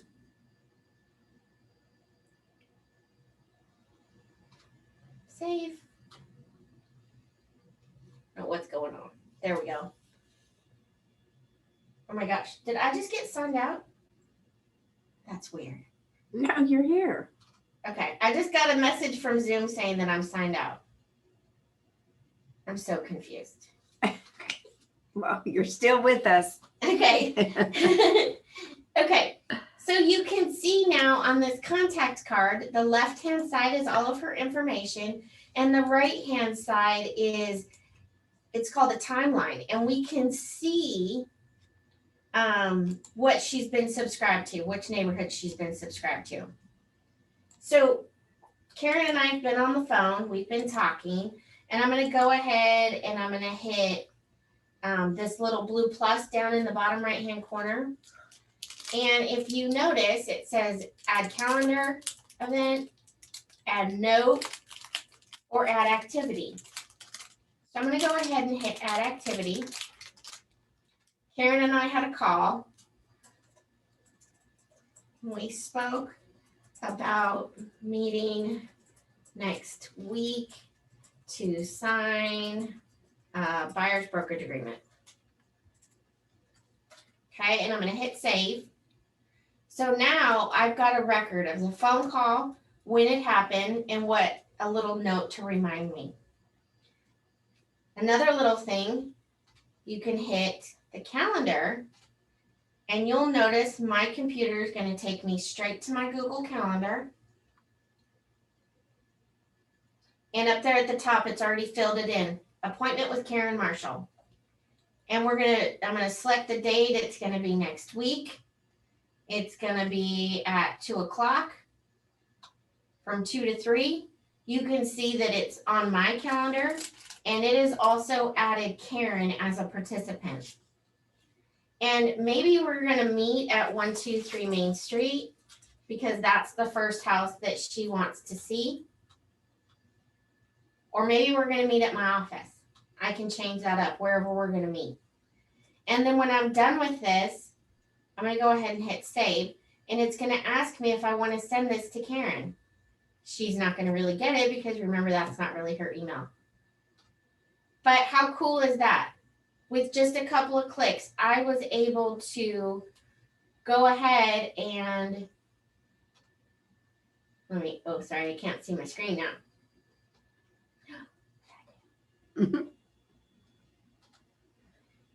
Here we go. So with just a couple of clicks, you all can see, I was able to make a note. I was able to book an appointment. And so really, anytime and every time that you are talking to somebody, if you could do it while you're on command, you can make notes and what's happening, okay? So let's go back to this neighborhood thing. So there's a couple of things that you can do with this. And just like all software, we can do multiple things with different things. And so I don't want to confuse you. But what we can do is, and I will show you how to do this. Number one thing that we can do with these neighborhoods is I can hit Smart Plan. I can hit Add Smart Plan. And it's going to pull up all the smart plans that I've saved for myself. And I'm going to scroll down to Monthly Neighborhood Nurture. And if I hover over it, that little box says, this is a monthly email that helps you reach out to clients, leads, or recruits to show real-time market data specific to their neighborhood. If I click on the black triangle, it's going to show me what the steps are within this smart plan. So the first thing that's going to happen is they're going to send out an email. It's going to wait 28 days, and then it's going to send out another email. So yes, this is the one that I want to send out, my monthly neighborhood nurture. I'm going to hit select. It's going to ask me if I want to send this to Karen right now, or if I want to pick the date. So unless you told them I'll send it to you next week, there's really no other reason why you wouldn't send it to them right now, in my opinion. So I'm going to hit confirm, and it's going to show me what the one touch, 3 steps, and I'm going to hit yes, confirm. And now this email is not going to really be able to go because Karen's got a fake email, remember? But as you can see, I've got her set up on a smart plan. And that's how easy it is, you guys. So my suggestion is every single person you know, every single person you meet should be on their monthly neighborhood nurture. And like we talked about yesterday, call your mom, call your cousin, call your friend and say, hey, I'm working for Keller Williams. We've got this amazing technology. Let me practice on you. Let me set you up. Let me send it to you. They're going to say yes. That gets them in there, and that gets them a once a month email that reminds them that you sell real estate. So when they're at the grocery store and someone says, I need a real estate agent, you're the first one to pop in mind. Number one. Number two, you're talking to that girl at the gas station, you're talking to a friend. Anybody and everybody you know should be on a monthly neighborhood nurture, okay? And what's a once a month email? It's not that big of a deal in the whole grand scheme of things, right? So I'm going to open up my email so that you all can see what that email actually looks like, because I am on Cece's monthly neighborhood nurture and I just got one from her the other day. And if you're one of our agents here at Cityside, you may have gotten one from Cece because I put you all on our monthly neighborhood nurture. Let me see. I got it saved in here somewhere.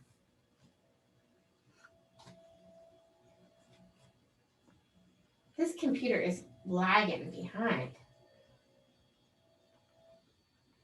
There it is. Okay, so this is what it looks like, you guys. It says Cece Osborne, monthly neighborhood nurture. So you can see it's going to come across with your name.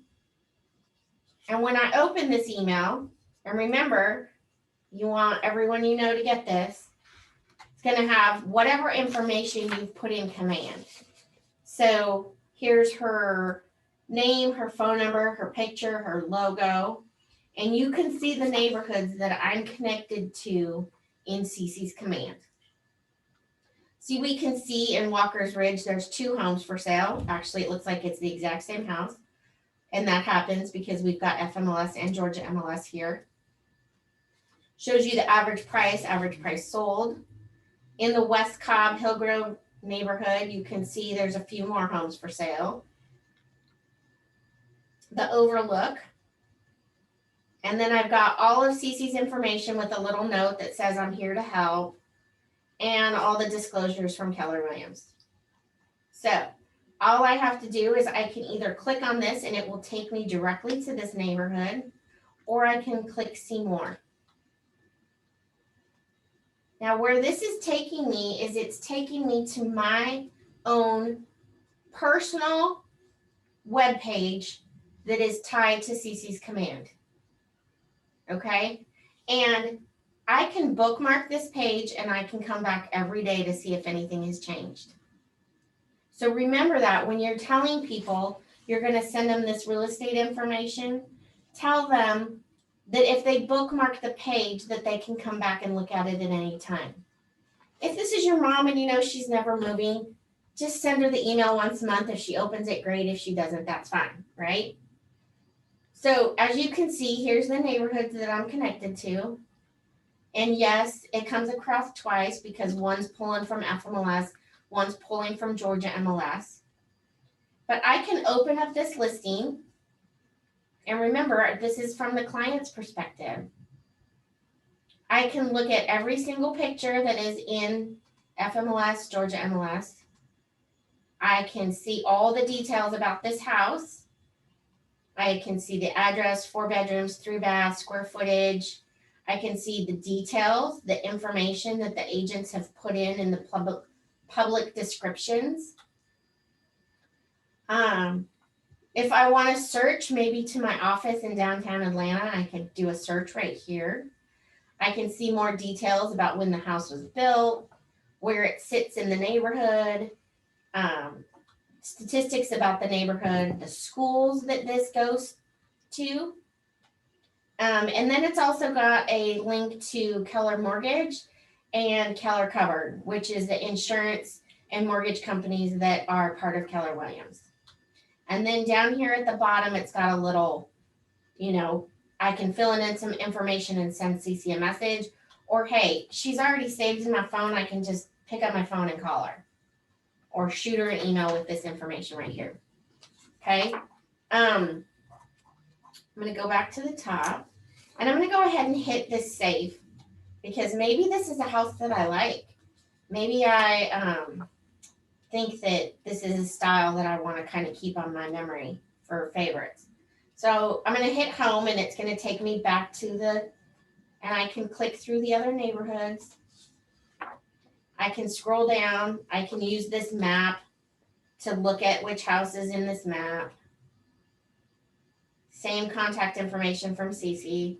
Maybe I'm going to hit save on this. Okay. And then I'm going to go back. That's not where I wanted to go. Neither is that. Okay. Where did my Ignite page or my command? Okay. Sorry. Here's my command. So if I go back to the timeline, we should be able to see. I'm going to refresh this page. We should be able to see the listings that were opened, the one that was hearted, the everything that happened. So you can see there's the monthly neighborhood email that went out. It hasn't updated yet, the information, but you'll be able to see which listings they looked at. So this is valuable information because you can know, hey, they're actually going out and looking at the stuff that I sent them. They found houses that they like. Maybe you can see which style they actually like. Okay. So that's one way. I told you we can do this multiple ways, right? So that's a smart plan. The second thing you can do is this link right here. Remember I told you it's a customized URL that belongs to that specific person. So if I click on this and I copy this link, and you can see it says copied, I could do a couple things with this. I can email this to Karen and I can say, hey, Karen, here's your customized URL. Please bookmark this. You can always see what's available on your specific page. And let me know if you have any questions or whatever. Or, hey, I promised you that I was going to send you your own personal URL. So I'm going to pretend like we just opened that email. I'm going to hit paste. There's that URL. And when this opens up, you're going to see there's that Vinings Estate. Remember, she told me she wanted to move to Vinings Estate someday. And she lives in the West Cobb Hillgrove neighborhood currently. So if I scroll down, you can see this is my agent page. My logo, my picture, my contact information. And so there's two ways you can send this. You can send it as a smart plan, and it's going to go once a month as that email that I opened for you all. That email actually has to be opened up. This, if you send them the link, you can use those fancy words of you have your own customized URL that's specific to you. Okay. I know that I just did a lot of talking. How are you? You guys have questions? Yes, Jill. I have a question. I noticed you're mentioning the monthly nurture. Would you consider the bi-weekly to be like too aggressive? No, I think the bi-weekly should go to someone who is actually currently looking maybe, or maybe someone who said that they want to move within the next 6 months to a year. I would do the monthly for those people that are just your friends and family that you don't want to drive too crazy, because you just want to pop up in their email once a month and you just want them to not forget. But other people, bi-monthly is perfect, you know, and especially if it's that girl you met at the gas station and she really wants to know what's available, send her the bi-weekly. Okay. All right. Bill, I have a question. Go for it. I've got a lot of my contacts already in, and I've already set up some smart plans, but with this neighborhood nurture, if I add contacts later, will they automatically be added, or how do I add them to that neighborhood nurture? Do I have to do everyone individually? So there's a bunch of different ways you can do it. So as you saw with me adding Karen brand new, I could click Smart Plan and add her right here. Right. Another way is I could go back to my list of contacts and I can change this so that it pulls up absolutely all of my contacts. We can go, I want to see 100 at a time. I can click on 100, right? Look, I've got 100 showing. And I can do bulk action, and I can do add to smart plan, and I can pick which smart plan I want to add them to. Okay, does that make sense? Won't duplicate if they're already set up for a neighborhood nurture? It'll tell you that it's already done. Okay. You have to have their address in there, and you have to have neighborhood selected. They have to have at least one neighborhood selected. Does that make sense?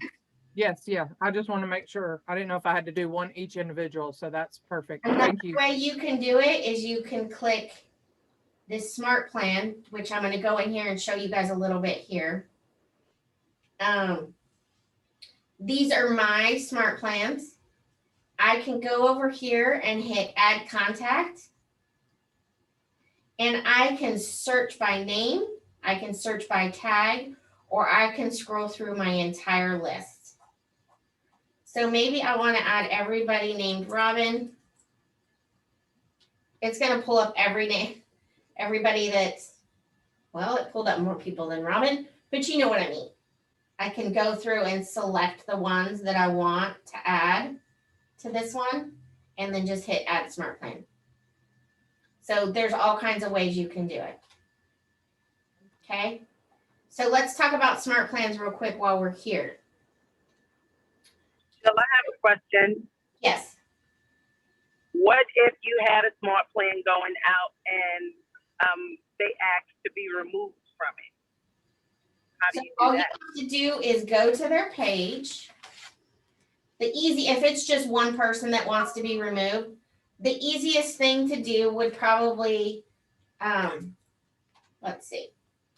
We're going to search Karen. She's not coming up because she's not on my agent roster, but I'm going to try Karen.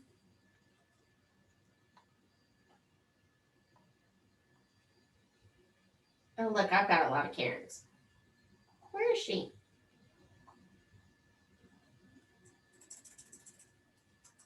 The contact has the ability to opt out as well, right?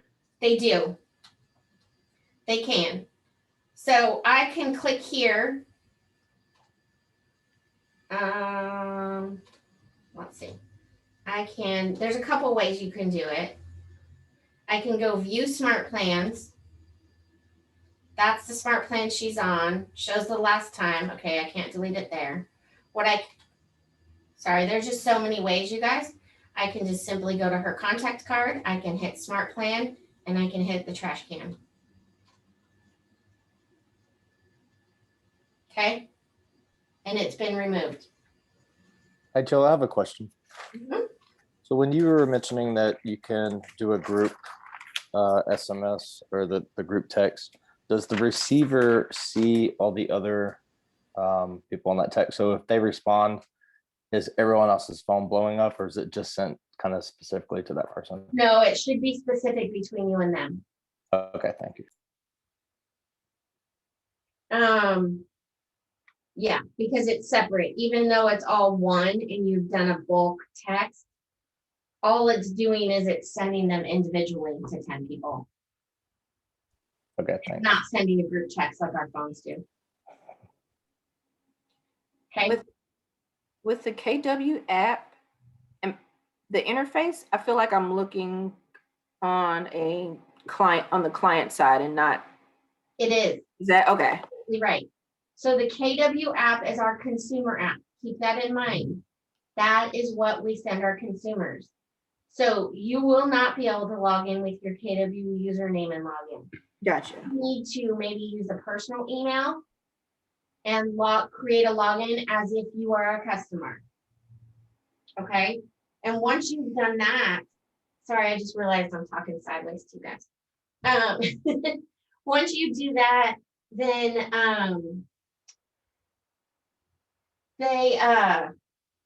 sorry, I just totally lost my train of thought.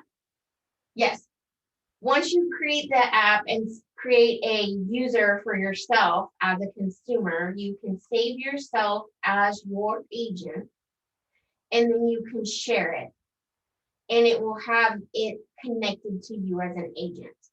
So keep in mind that it is a consumer app and you are sharing it consumer to consumer. How do we access the app and set it up? Because I haven't been able to get to mine. So you go to your app store and you download it. So the App Store, Apple or Google Play or whatever app store you have, and you search Keller Williams Realty, and it is white with red letters. And you download that. And then the first thing that's going to pop up, it's going to ask you to log in or sign up. And remember, you're a consumer, it's a consumer app. So sign up with your personal email. And then once you've done that, in the bottom right-hand corner, there's a little button that says more. And you're going to click on that, and it's going to give you the option to select an agent. Search for yourself. And once you find yourself, then click connect. And then it's going to ask you a couple of times, do you want to connect? Do you want to reach out to this person? Keep clicking it. And once you get through the couple of clicks, it will permanently connect you as the agent for that app.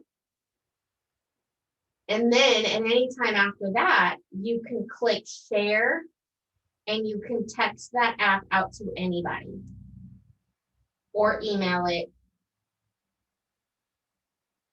That makes sense? Y'all good on that? Yes, thank you. You're welcome. Okay, so should we take a break? Yes. Are you guys, let's take a break.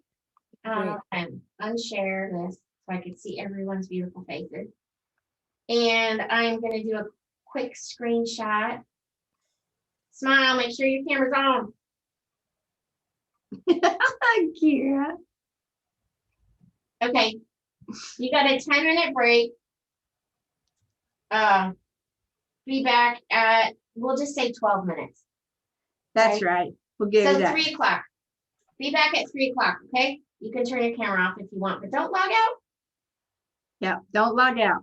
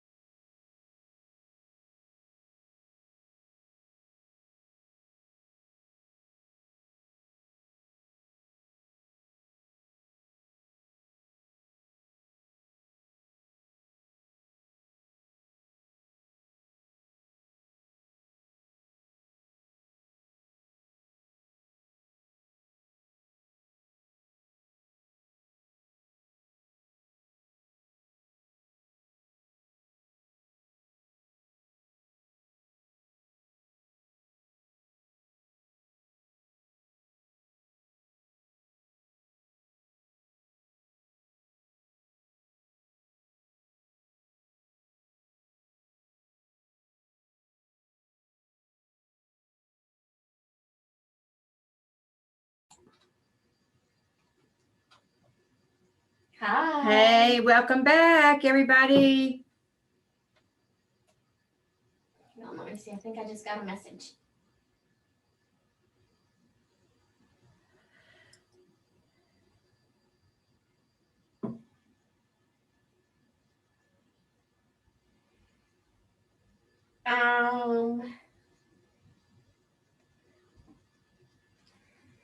Chrissy, I just got your message. I'm just gonna go ahead and answer you here. If you're on a team and they have their own CRM, then you will need to use that. Command does have Teams accessible, and Ignite is geared towards individual agents because typically agents join Keller Williams as an individual, and if at some point they decide to join a team or build their own team, that is down the line. So we will not go over anything that has to do with teams. Your team will teach you what they want, how they want it. Teams are super individual, which is kind of one of those blessings, right? They get to call the shots on how they want to do things. Right, Cece? That's right. We would help in any way, any team, right? It's not that we are handing that off just because you're a team, but to Jill's point, every team runs their operation differently. And so, you know, we would have to know exactly what it is that we could best help the team with to make sure that we were setting it up and staying in line with the way they wanted it, right? The team lead. And if that didn't answer your question, email me or call me. Okay? Okay. All right. Okay. Let's see. Okay, so let's go back to Command. And we're going to talk about smart plans. And Cece's going to share with us, you know, if you're reading the MREA, you'll notice in the MREA, they are called campaigns. And we used to do what we called the 36 touch is where you reach out and you connect with someone in your database 36 times in a calendar year. That may be one phone call in a quarter. It may be, you know, one email a month. That's 12 plus 4, we're at 16. And so you get how those add up pretty fast, right? So Cece's going to give us more details on that, but I want to show you in Command how you add and connect your smart plans into your Command. So if you have not been in here before, it is going to be empty right here. And you can see it says My Smart Plans. I have added smart plans. You can see the ones that I've got added. You can see that I've got one person on this long-term nurture. You can see that I've got one person on this monthly neighborhood nurture. And don't use that as a guideline because I'm not a selling agent anymore. I'm agent services. And I do a lot of everything in my Command for you all and as demonstration when I'm teaching Command. So we can create a smart plan right over here, which is a little bit more advanced, but it is not hard. Once we've created smart plans, we can publish them. So if I had any that were published, they would be showing up right here. But the library is the key. So let's go into the library. This is where you get your smart plans. You can filter, you can search, or you can just go through all of them. So right up here at the top is Keller Williams, and there's 10 smart plans here. And these are the ones that were created by Keller Williams. And as you can see, it says Keller Williams. Agents that are using them, the number of stars they've given them, and it tells you some details about what this bi-weekly neighborhood nurture is. And you can see it's 3 steps. 15 days is the duration on how long this smart plan lasts. And it's going to be one touch, meaning something is going to go out to your client once. So we can take a look at this by hitting View Steps. So we can see it's 15 days, 3 steps, 1 touch. An email is going to go out. And if I hover over, maybe not here, and then it'll send out an email, it'll wait 14 days, and then it'll repeat. So this is that bi-weekly neighborhood nurture, that email that you guys saw will go out every 14 days. If I want to add it to my smart plan, I can just simply click add smart plan. I've already got it in mind, so it's not going to let me do it. But these are all of the Keller Williams ones. So the 8x8 builds relationships within an 8-week period. It's an 8-week plan. So we can look at steps. So 56 days, 15 steps, and 8 touches. So in that 56 days, and as you can see, I can hover over, this first thing that's going to go out is a text message. You got to have Twilio set up. If you don't have Twilio set up, it's going to pop up as a task. And as you can see, there's a sample text already here. And it says, hey, and if you put in those little contact with the brackets, it will autofill from your contact card if you're creating a smart plan.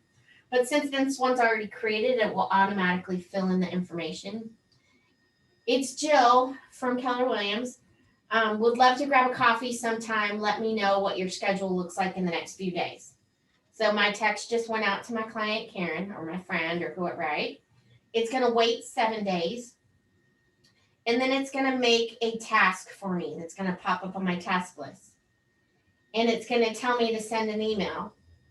And it's going to tell me what to say. Hey, let's grab coffee. It's going to wait 7 days. And then I'm going to get a task that's a phone call. And it's going to tell me that the task is part of my 8x8. And I'm just going to call and say, hey, let's chat. This is really used when you really are trying to get a hold of someone. You're trying to get them to respond. Maybe this is someone you met at an open house. You reached out to them right away. You didn't hear from them. And now you're going to put them on an 8x8. Hey, Jill. Yeah. Jill, can I ask a question? Oh, I'm sorry. Go ahead. Go ahead, Sandra. So my question is, for example, for this biweekly neighborhood nurture, I know that we're trying to add as much information to our database that we can. But for example, if I wanted to send this to my neighbors, for some, I only have a phone number. For the others, I only have email. So how do you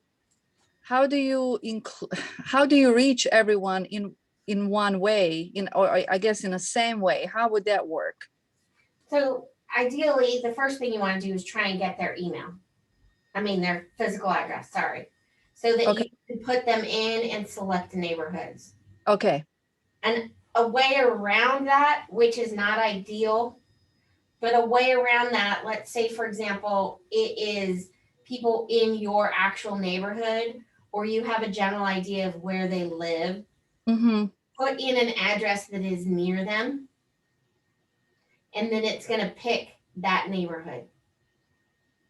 Does that make sense? And then you can pick the neighborhoods that you want. I know, but I'm thinking about specific contacts in my database that are not complete. For some, let's say for some, I only have phone numbers. For others, I have emails. But if my smart plan is combination of emails and phone numbers for each contact, is it going to reach everybody? It can't unless you have the information. Okay. So ideally, as you're putting this information in your database, you should be calling them and trying to get the information that you're missing. Okay. Thank you. Remember I showed you the health of my database was really bad. I only have emails. So that's where you can kind of keep a quick eye on track on how you're doing and where you're doing. So to continue to go through, as you hover over, you can see this is 8 contacts in 56 days. Okay. So these top 10 are Keller Williams created. And I can go through, there's a birthday one. So if you have their birthday date set in their contact card, this one is automatically going to trigger. This is an open house follow-up. And we've also got a way to promote your app. And we also have a home anniversary one. So if you sell somebody a house, boom, you put them on that. Super simple. I'm going to scroll down. So they allow agents to create smart plans. And if it's a really good smart plan, then they can publish it to this library. So down at the bottom are the brand new ones. And these come in as They are absolutely brand new. These ones, you can see there's 500 of them. These ones show up based on their rankings and how many agents are using it. So, I mean, we can go through, you guys. Hey, Jill, you're breaking up. I can't hear you. Okay. I wonder if that's weird. Internet. I don't know. Okay, am I any better? I hear her I can hear very, you I hear her fine. well. Yeah, I can hear you. I can hear you good. Okay. Maybe it's his internet. Okay, so these top rated ones, there's tons of them, you guys, and you just kind of have to go through. Here's one, foolproof family and friends. Let me see what these steps are. A simple email, and look, boom, there's the email. It's already written for you. I hope this email finds you well. This is your monthly reminder that you will contact me first when any conversation that involves purchase, sale, or investment in real estate. Love, me. P.S. I know I'm your favorite family member. Because of that, you have an allegiance to use my exclusive agent or referral partner program anywhere in the world. P.S.S.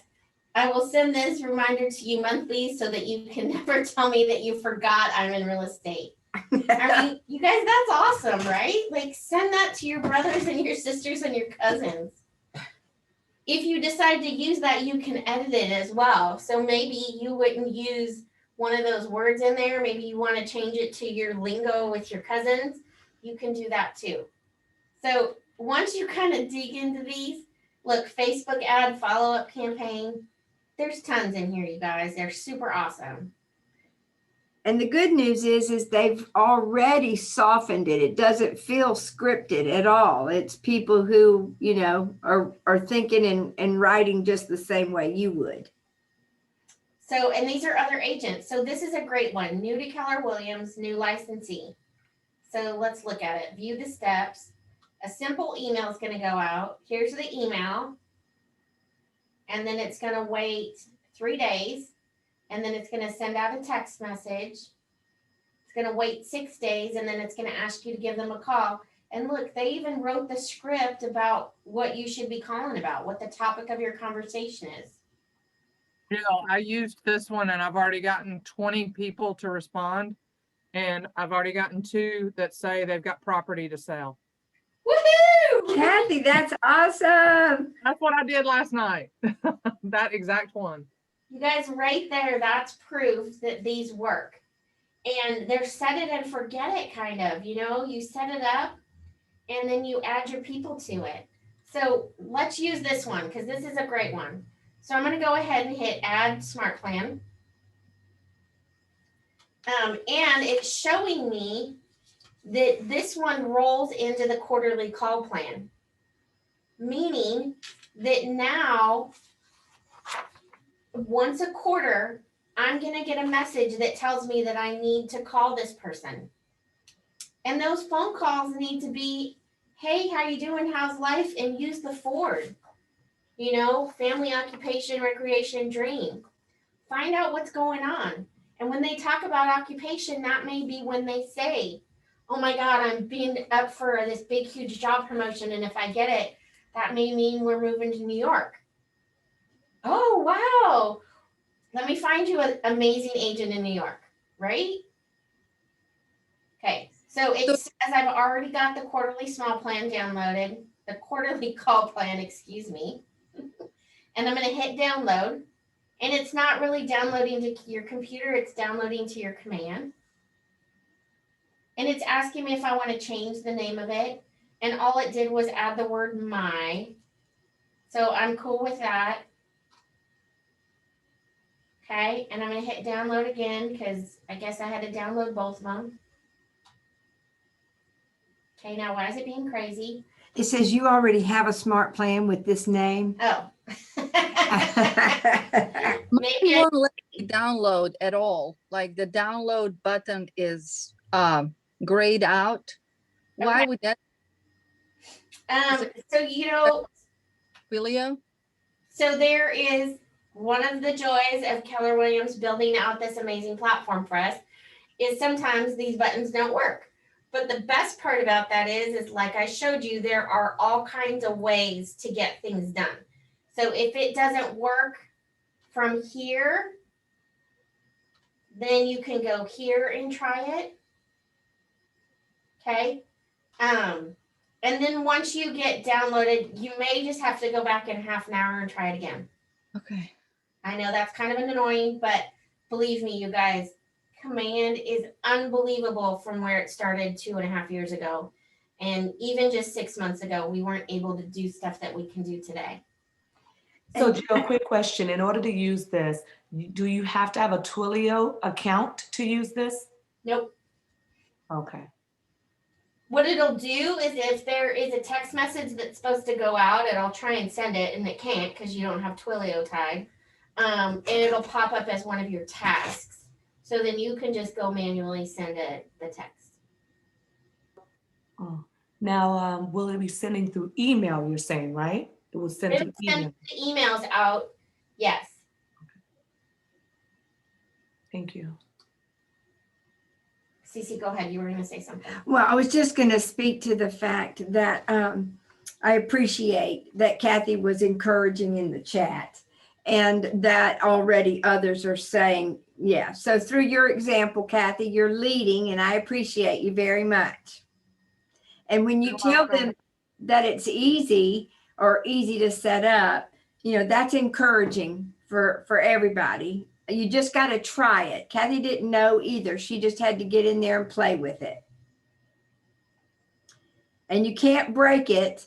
So get in there and play with it. You may get lost in it and have to have help getting out, but that's okay. Okay, so here you can see. I have a question, Yeah, go ahead. Jill. I set up the smart plans and I set up my Twilio and I sent out a test message. I wanted to see what everything that was going out said. So I set up a phone line that I could test it at.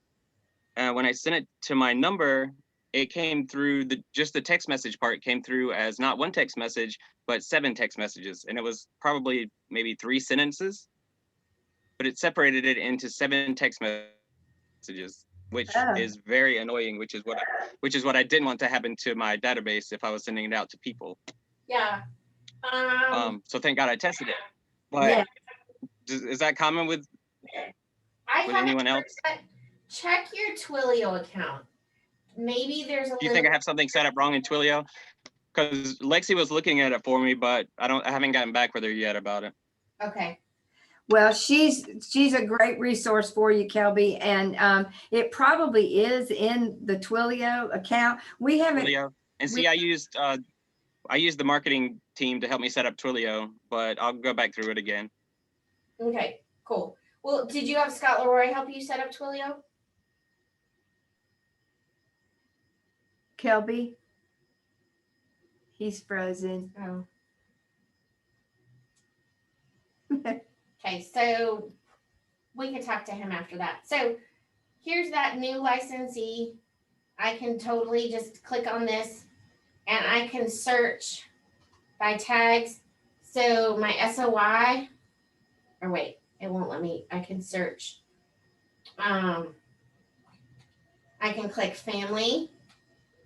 I can click friends of family.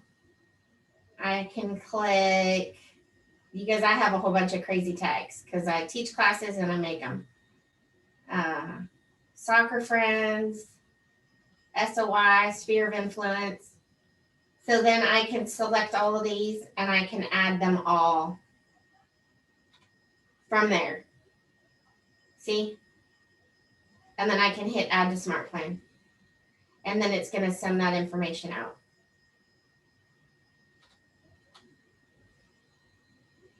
Does that make sense? So we've got a bunch of basic ones, right? The quarterly call plan. That's going to tell you to call somebody every quarter. And maybe you want to stretch out your dates on that so that you don't have to call everybody on this day once a quarter. But you can use, there's a feature in there, I believe. Let me see if I add one contact. Add to smart plan. You can select dates and you can pick when you want to do it. And if you do this from the contact card, it will allow you to stagger people and do 10 people and then wait and do 10 people. So right there, the quarterly call plan, that's a telephone call once a quarter.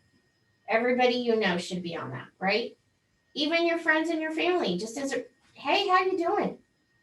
Everyone should be on the birthday. You got to have their birthday in there. Bill, I have a question about the birthday one. Can you hear me? Yes. Okay, sorry. Another agent told me that the birthday one, that there may be a glitch in it, that it doesn't actually send out on their birthday. It just sends that month. Is that accurate? It could be. There is, so before they had told us, I mean, this was probably about 7 or 8 months ago, that we could not create a birthday one ourselves because we could not create that trigger that was tied to the actual birthday. Then I heard the birthday one was working. The birthday one is a lot of steps. It like is a text message, a social media post, a phone call. It's like 6 different things all within the week of the birthday. So for me, I would be happy with it just showing up as a task saying, hey, so-and-so's birthday's tomorrow. Okay. You know, so try it. There could be a little glitch in it. It could be working right now. Okay. So Jill, I'm sorry, were you done? I'm sorry. The buyer education smart plan, that looks like a nice one to have. So I was trying to download it, but it won't allow me to download. It's kind of grayed out, but it's saying smart plan name must be unique in your library. So I tried renaming it and it still doesn't allow me to download it. So I have a little tip. I just tried, pardon my interruption. Oh, you're good. Go ahead. I just tried using a different browser, and that same smart plan that I couldn't download in Chrome, I could download in Safari. So try playing with different browsers, login command on a different browser, and then it worked perfectly. Perfect. Thank you.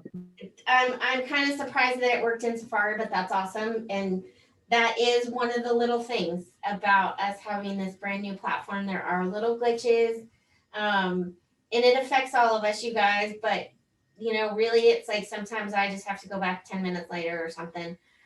Or we have to be a little creative, just like what Sandra just said, you know, and just so you know, typically we do have a partnership with Google.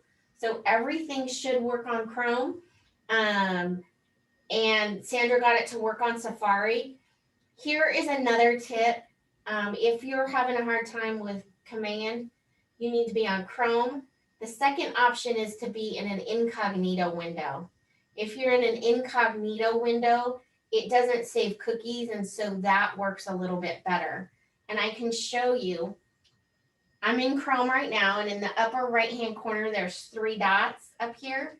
And if I click on it, it says new incognito window. So there are people out there that only use an incognito window when dealing with Chrome, with command. Another thing that can help is by clearing out your history. So going to history, and then clicking history and clearing out your browser data. That's another thing that can help too. Let me share with you too, real quickly, the announcement, of course, that was made at Family Reunion is we've been trying really hard to do more real-time tweaking to command. You know, it was built for agents by agents, and that was done through labs with agents from all production levels, all different dynamics, whether they're teams or individuals or new or experienced. And what they've realized, we have come now to a place where we can't continue to try to stay ahead of what all the suggestions that are coming from the agents. we've been trying to real time address each one of those. And so the reason I share that with you is that's why we still have some of these glitches. We've recognized them. We're in the process of working on them, but because we're getting new requests for different glitches every day, it's been very challenging to address each one of them as they are brought to the attention of KWRI. So what they committed to at Family Reunion is for the next 2 months, approximately, they're really going to dig in and solve the existing problems without taking on or addressing new challenges. And so I share that with you just to say, we should start seeing a lot of the things that are currently bugs or challenges for us go away over the next 2 months. So hang in there and be tolerant. You know, we're taking on a huge undertaking, and you know, with that there are going to be challenges, just like every new phone that comes out, you know, every new operating system that comes out. There's always those, you know, bugs that we have to get worked out. But just know that we are very focused on getting command beyond these little bugs and moving into the next phase of development. Okay, awesome. I'm just Jill, gonna. I had a question as a follow-up to Desiree's question. I do have a few people on the Home Buyers Education Smart Plan. What would be the next best plan after that one ends? Because that one's like 15 days. Let's think about that. I don't, you definitely want them on like a bi-weekly nurture, the quarterly call plan, right? Well, you'd also want to make sure that they were having a conversation with a lender, right? And so that may be part of your smart plan, is at that stage of relationship, you refer them to someone where they can start getting good information about the qualifying process, right? Because if you've educated them on the buying process, the next step is going to be them obtaining some lending. Okay, Cece, is there one for that, or is it just for me to follow up? You're saying for me to just follow up with them? That's right. I would contact which lender you want to develop this relationship with for referral purposes. And then, you know, it could literally just be a phone call, right? Okay. That you would inject into your tickler of reminders, right? Maybe not a whole smart plan in itself, but maybe if that home buyer is becoming a developed smart plan, you would have, right, the educational piece, the phone call, the follow-up, you know, that type of sequence. So, and I was just going to give you guys a quick overview on creating a smart plan. And so you could create a smart plan that is just purely a reminder for you to call them, and you could set it up to follow that buyer one. So this button over here on the right that's blue that says create, you'd have to name it. So you could name it buyer First time buyer. education follow-up, or whatever you want, right? Whatever's gonna make you remember.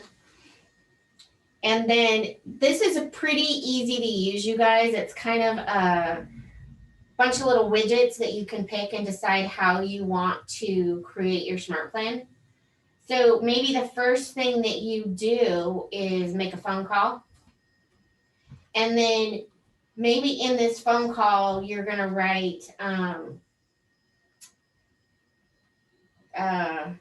you could write the, you know, call so-and-so. And this is where you can add in those little contact first name, contact last name, right? So you can do call, and then you can go contact first name, and then you can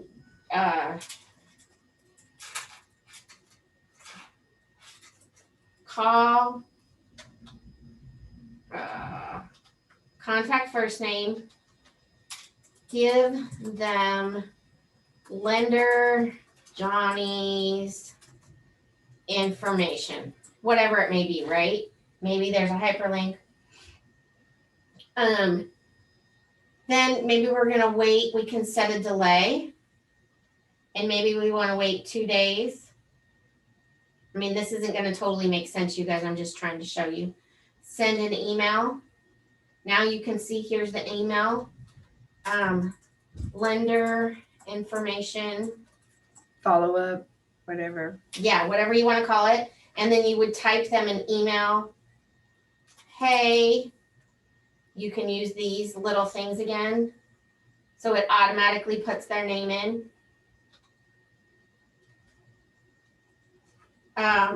Here is so and so's name. You guys get where I'm going, right? We want to wait a delay. We want to send a text message and it's warning me my Twilio's not set up. I can create a task and I can put delays in between all of them. It's pretty easy, you guys. As you click what you want and you type in the information, you can move them up. So maybe I want to move this one up higher. Maybe I want to delete it, remove it. I want to save it. I can hit save. So it's super easy, you guys.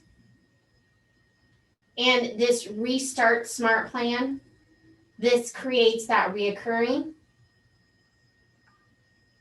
All right. The good news is that it's not doing anything. It's just simply reminding or prompting you to do it. So then you get to go in there and hit send or whatever, if that's what you still want to do. But it's just those reminders that pop up that keep you so on track to stay engaged with your clients. The emails and the texts will actually send. If you have those in there, they will actually send. But the tasks and the phone calls show up as a reminder. On the day that you've told it to go, whether you manage it or not, the email's going to go out. Mm-hmm. So the tickler doesn't remind you that it's going out the next day. It right? just goes. Okay. The email goes. So that's something to be conscious of right there.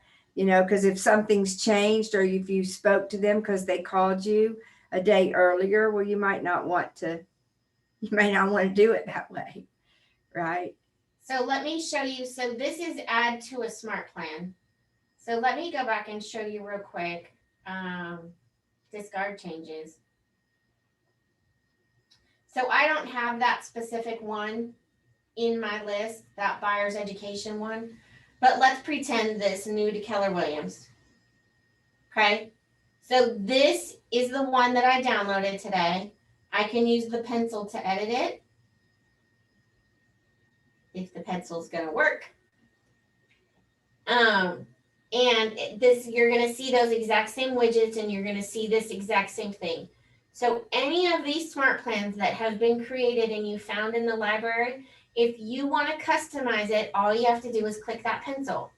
So then I can scroll down and maybe in this email, I wanna change the wording to sound more like me. I can do that right here.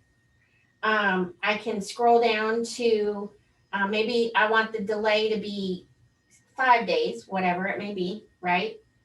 So I go all the way down.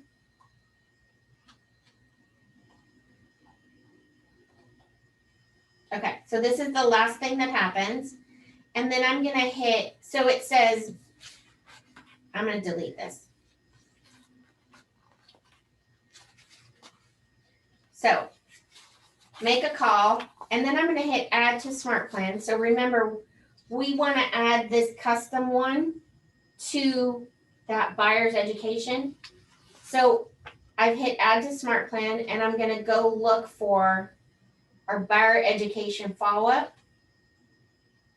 So it's gonna automatically finish this smart plan and then it's automatically gonna put them on that follow-up one. And then it'll run them through that whole process. Does that make sense? And if I hit save right here, it will change that smart plan. So one other thing, you cannot edit a smart plan that people are actually on. So, for example, this smart plans, there's nobody on this smart plan right here. This one has somebody on it. So if I try and edit this smart plan right here, it's gonna tell me that I can't do it. But what you can do is you can make a copy of it. See, it says this is an active smart plan and that I can't make changes. So what I can do is I can duplicate this smart plan. So I can hit duplicate smart plan, and it's now added copy of my long-term nurture. I can change that to use this one or current or March 2020 so that I know that this is the new one that I created. I can hit make a copy. And then if I can then make edits to that copy. So here's the copy. And now I can add the next smart plan. And I can unlimited or however I want to do it. Okay? Does that make sense? Okay.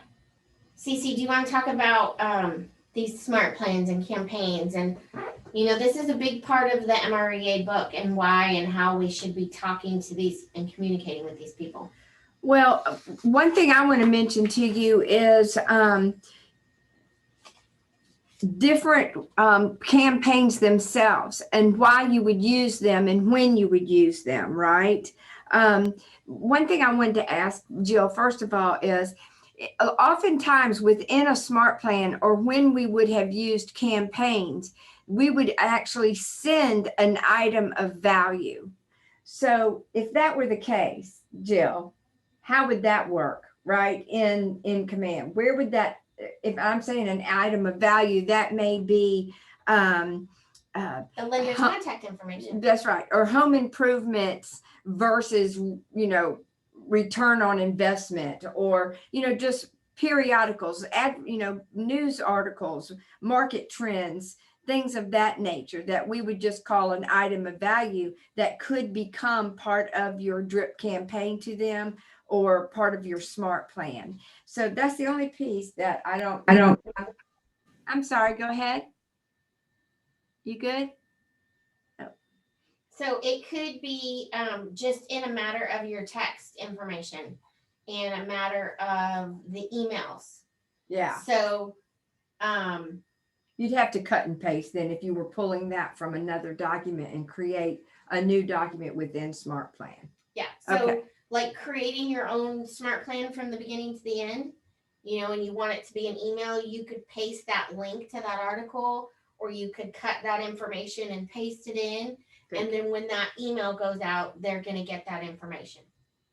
Very good. Everybody follow that, because that was one thing that I wanted to talk to you about is, you know, what is an item of value? And it could be what I said, market statistics. It could be, you know, your National Association of Realtors website has some great, you know, business articles. Local points of interest, what's going on in the community, right?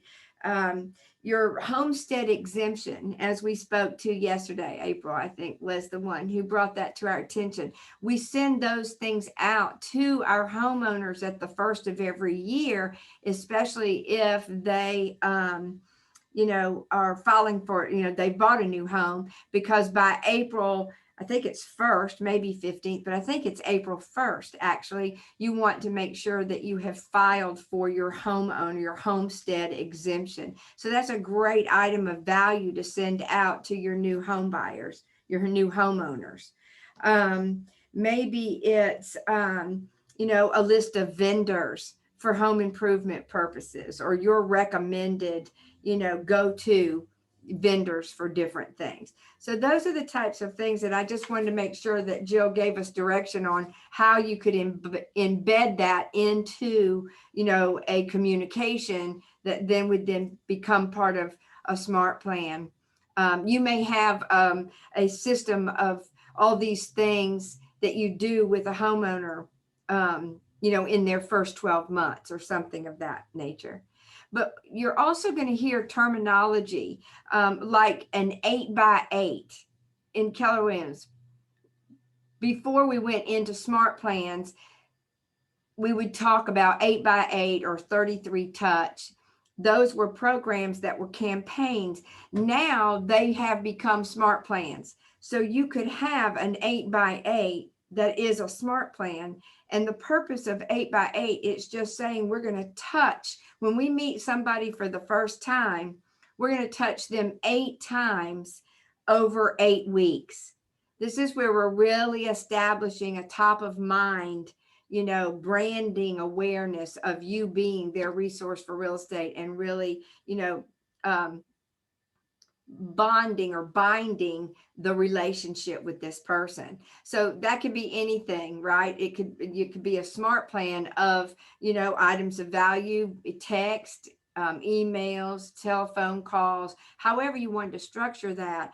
But I share with you that that is a mindset that if we will touch someone 8 times over that first 8 weeks after we have made connection with them or gotten their contact information, that serves you very well.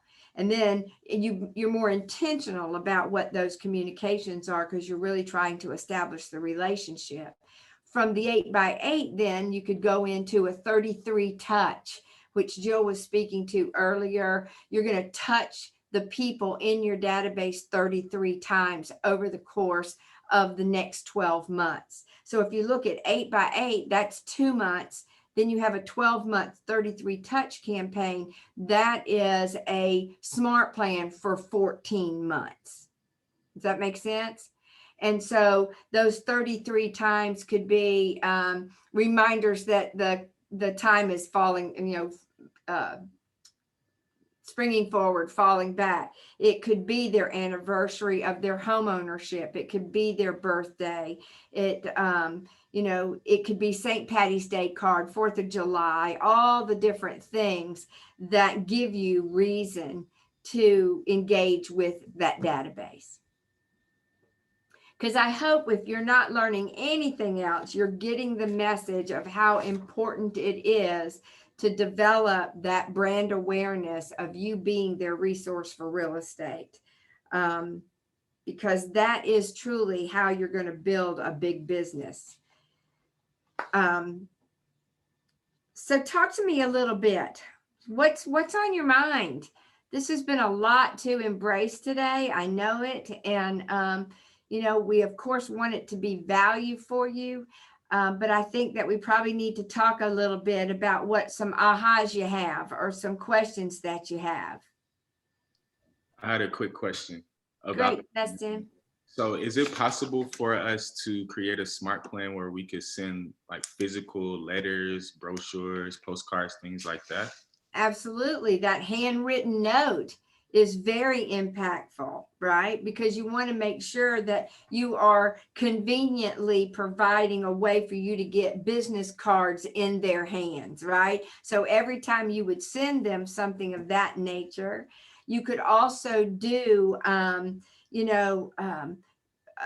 just listed, just solds in their community, right? That means more of a direct marketing that you're doing, but you certainly can incorporate those into your smart plan. It's just that you have to step out of the automated and you're going to have to do some things manual, right?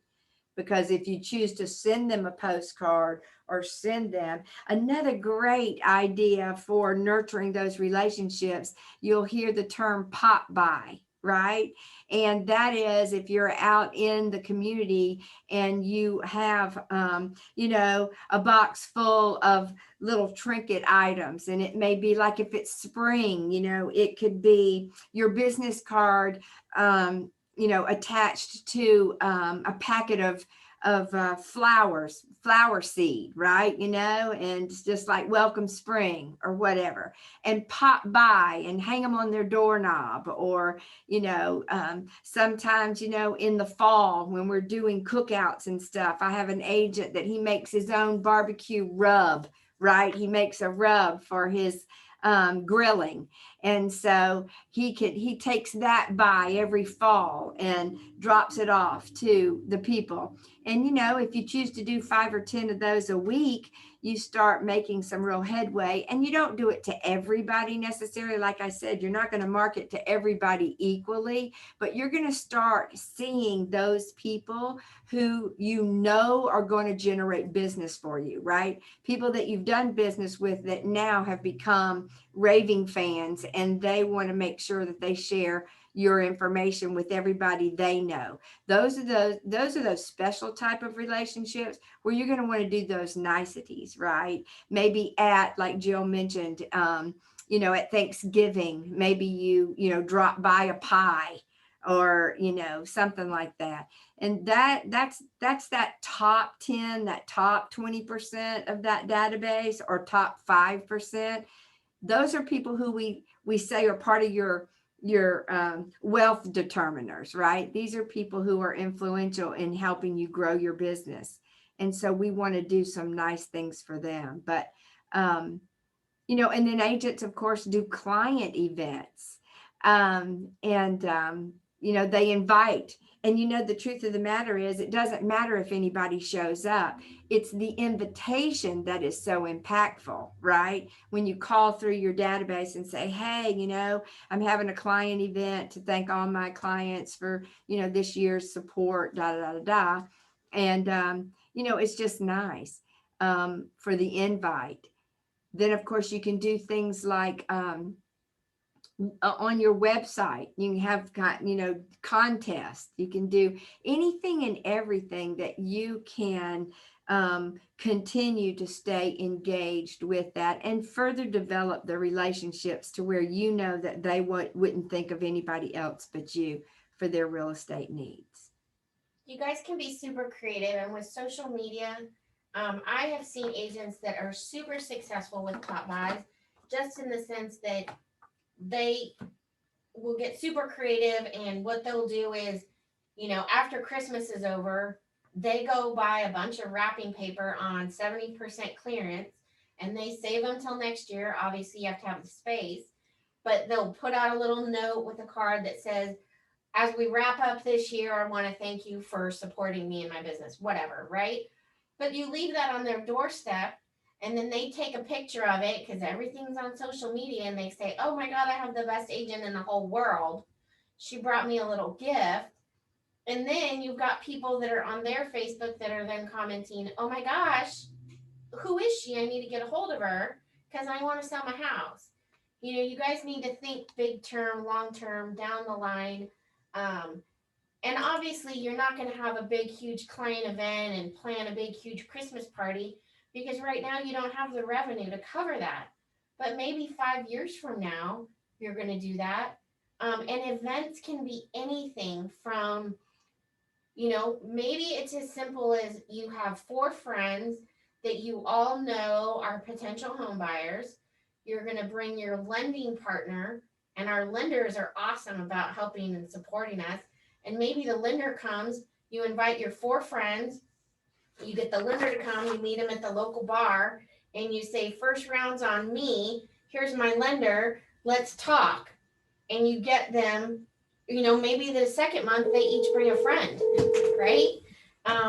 Another thing that I've heard people doing is they offer to host the housewarming party. They just sold a house to, you know, somebody in that perfect buying a new first-time home, offer to host their their housewarming party and meet all of their friends that could potentially buy a house in the near future. Obviously, you have to have the revenue to have that, but it can be as simple as meeting people at a local bar, you guys. It can be as big as renting out the movie theater and inviting 300 of your clients to come see a movie that's going to premiere next week. Those things get big and those things get expensive. One of the other things I've seen is a smart plan, and I got this idea from our regional tech trainer.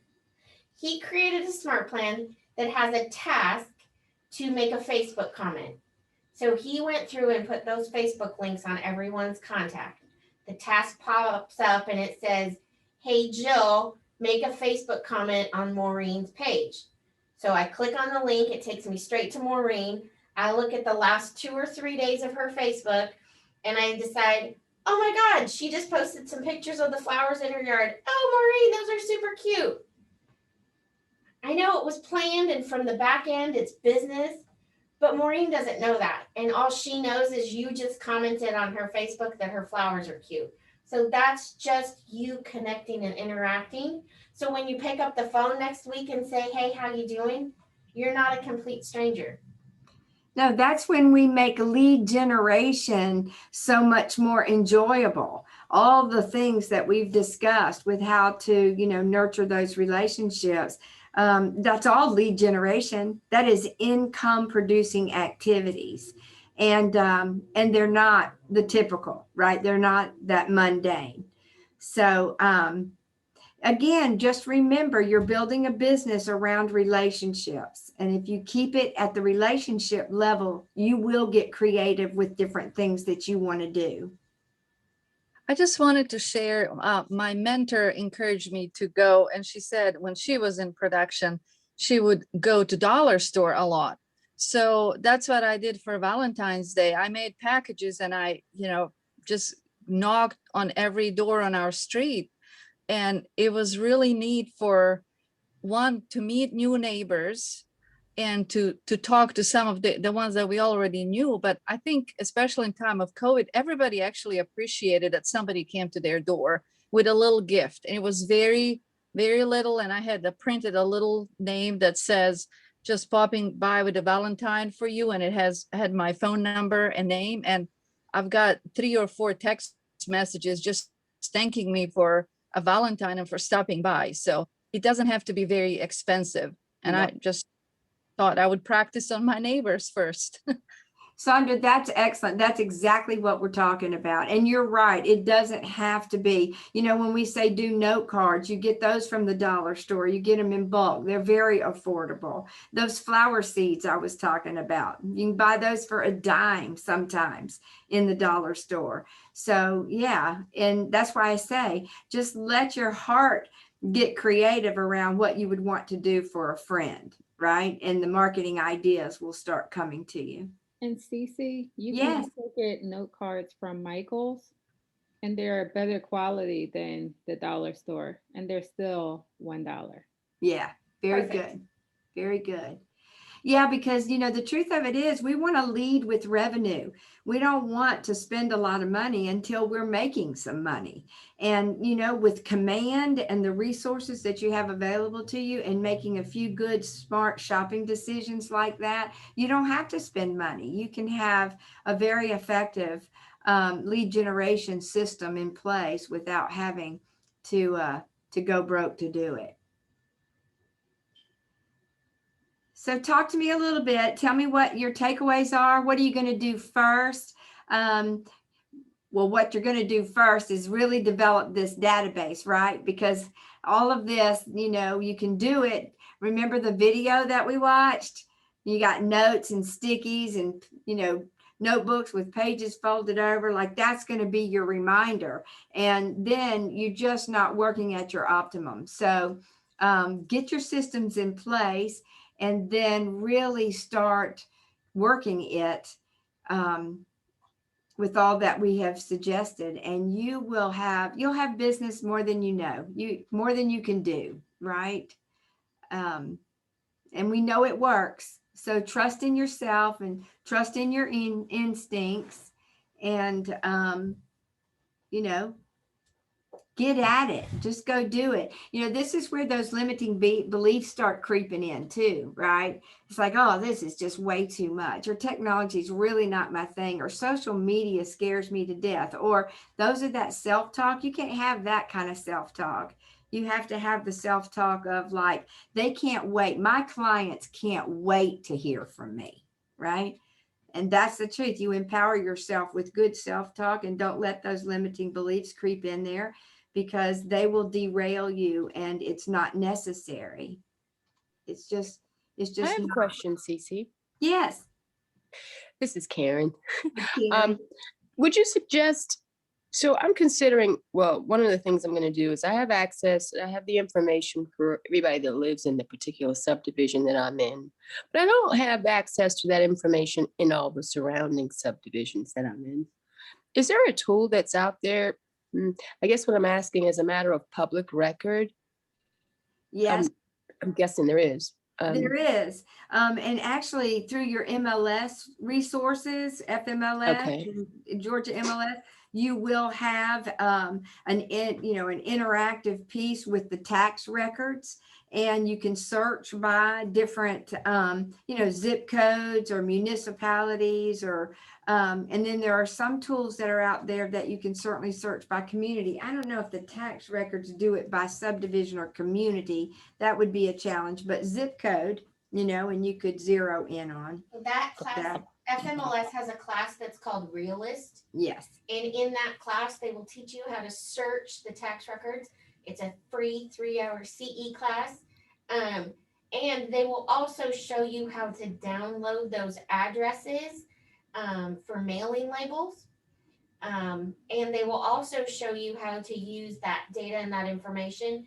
Maybe you want to search a specific area and you only want to pull up the homes that the tax records go to a different address, meaning the home has a landlord, and you want to target renters as potential home buyers, first-time home buyers, or on the flip side, you want to target landlords that may possibly want to sell their property. Gotcha.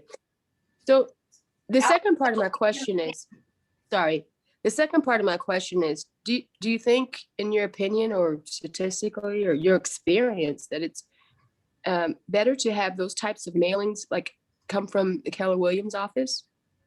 So, well, when you say come from, mailed from, not necessarily, but I will say this, that whole printed materials, whether you're going to send in postcards or newsletters or whatever, right? You can do all of that electronically, but if you choose to do it, that's a direct mail campaign. That's called farming. You'll hear that term, right? Farming. And that means when you've identified a certain area, that you make a commitment to provide them with some hard copy, something once a month for 12 to 18 months. It's usually a long-term investment because you want to establish a brand. That's penetrating a whole community where you're mailing in consistently, and they are having you top of mind every time they get one of those pieces of materials. And I will tell you that agents who have consistently done that through their career have a huge book of business. And they can move from community to community to community. But yes, that can become expensive because you have to think in your mind that, it's the awareness, the top of mind is not going to be established unless you do something consistently for 12 to 15 or 18 months. But I will tell you, many people have a great business that they've built from farming or direct mail. So we have a couple of resources for that. We have Michael Lewis Marketing Suites. And I know that when I was selling, and granted this was 3.5-4 years ago, I was able to pull a list of addresses from the tax records, and I was able to upload that to Michael Lewis Marketing Suite, go in, create a postcard, click to add my list, and for 51 cents per postcard, they printed, postaged, and mailed it. Took me about 15 minutes to create a postcard every month, and it cost me $108 to do 212 of them. Another option is in KW Design. You can create postcards in there.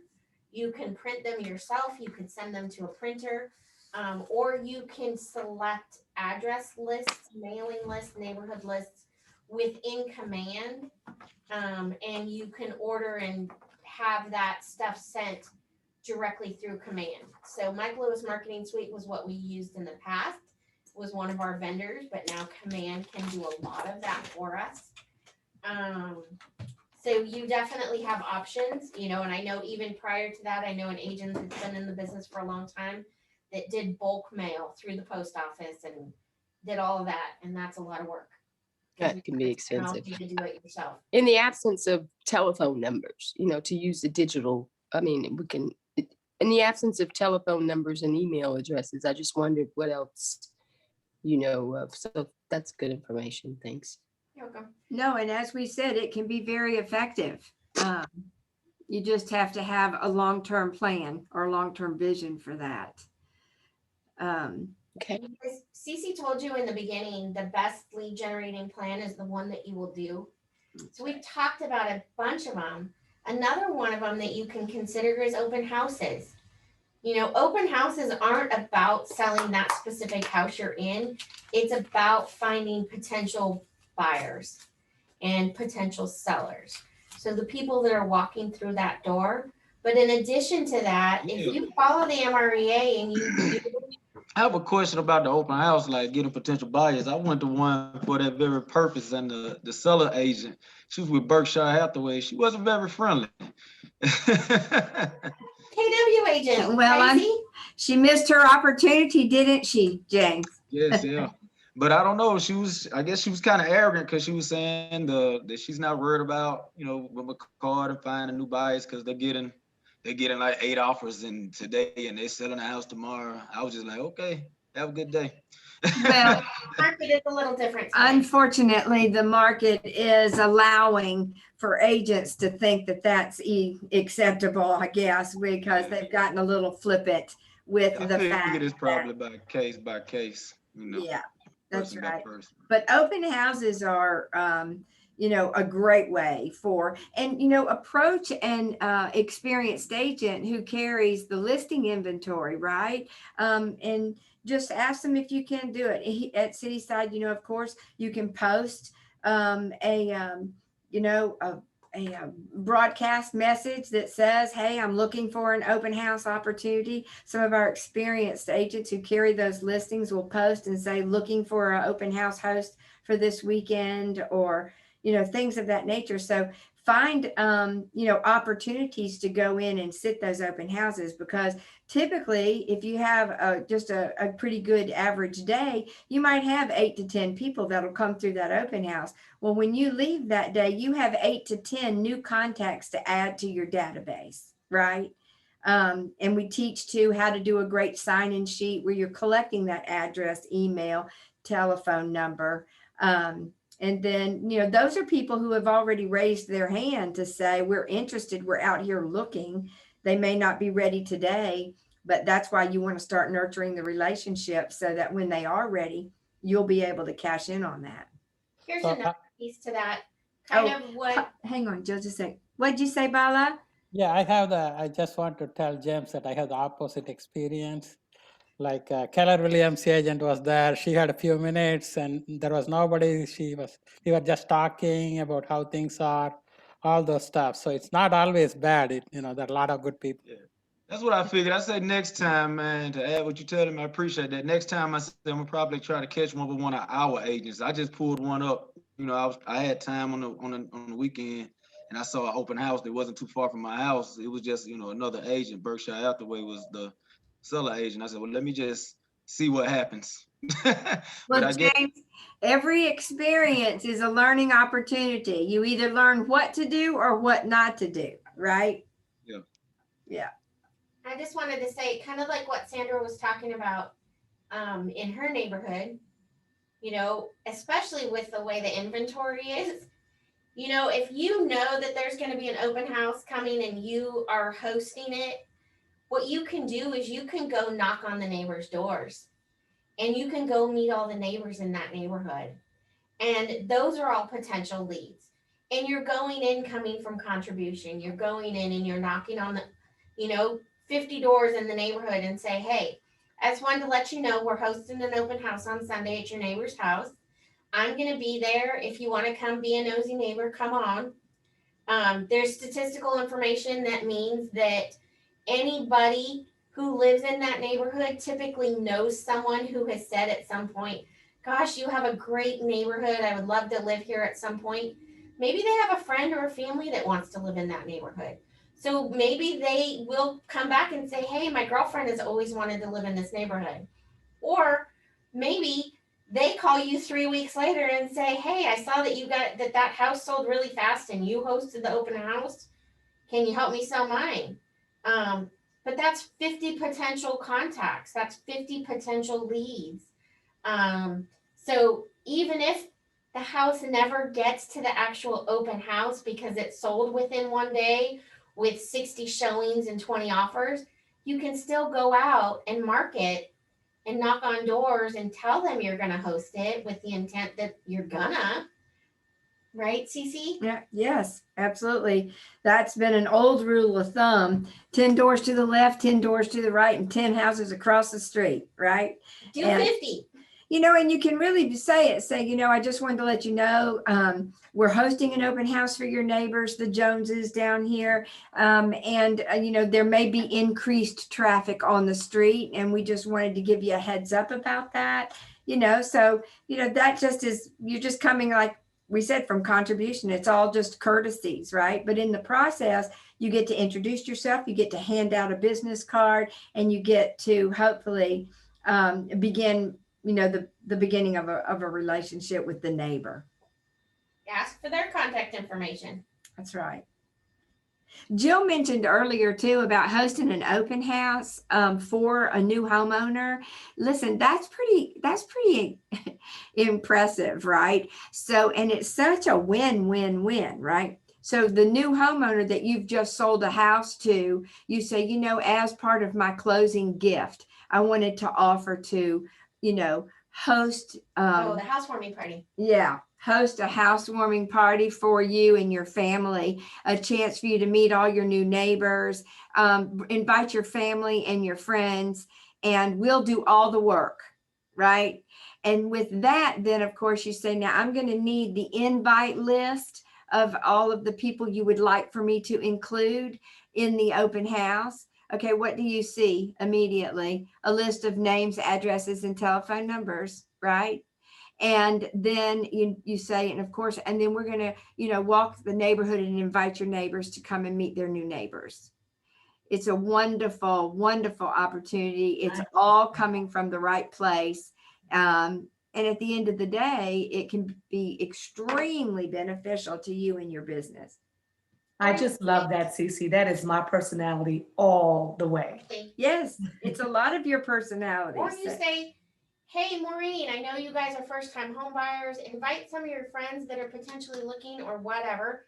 Hey, it's the day of the housewarming. Hey, Maureen, introduce me to your friends that are most likely going to be buying in the next 6 months to a year. Make it intentional. That's right. Have fun, people. You want to make this fun and lucrative. Correct.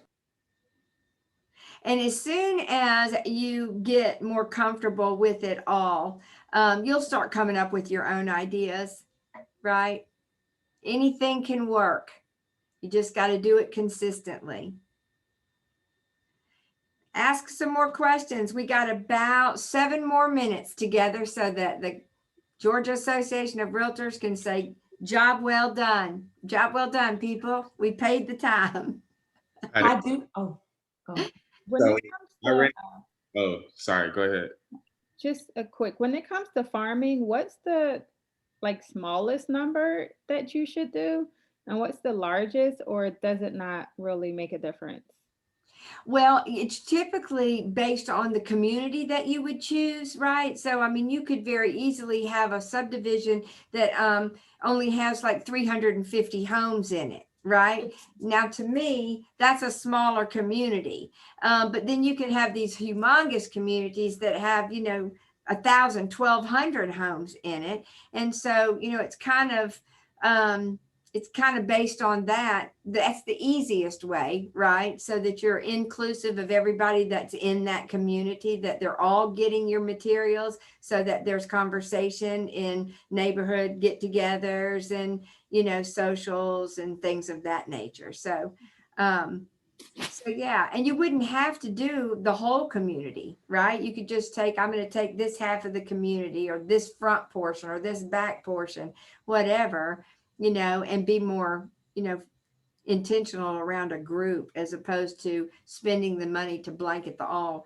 of them. I just know over the years, one of my best friends in the industry, she had a very large community, and she had several of them, and she did a 5,000 piece mailing every month. She had a huge business. Okay. It took time to start developing that, you know, consistency. Katrina, I see your hand raised up there, dear. Has it been up there for a long time? I'm sorry. No, I just put it up. Okay.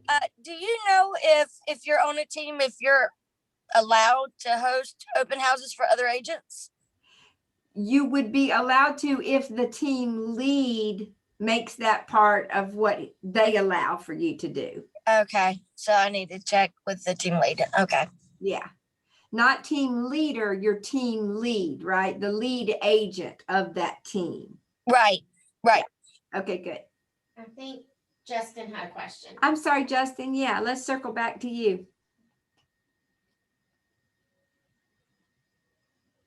Oh, he's on the phone. Okay, we only have a Business couple is minutes. calling. We only have a couple minutes, so you guys go check your emails. You should have gotten your evaluation. So go ahead and click on that Google Form link. You guys, I had a dream about Google Forms last night. It's crazy. Click on that Google Forms link and fill out the instructor evaluation for CC Osborne. And Jill. I fixed We're it. one and the same today. We are. I fixed it. Yesterday's was a little wonky with my numbers, so I'm sorry about that. I also added in that email session 3's notebook or session 3's digital book. I'm going to try and do that for you guys since this is, I'm not going to be the facilitator every day and this other facilitators may not send it to you. So I am going to try and send the next day's booklet with the evaluation. You are going to have a different teacher and facilitator on Thursday, and I don't know off the top of my head who it is. Next Tuesday, I don't know what that day is. A week from today, I will be back with Wendy Wasley. And this is, you know, a combination of all the Rawls Group's offices working together. Hey, Jill, can you send me that book for tomorrow, for Thursday session? Because, you know, I'm not doing this for credit. Gotcha, girl. Thank you.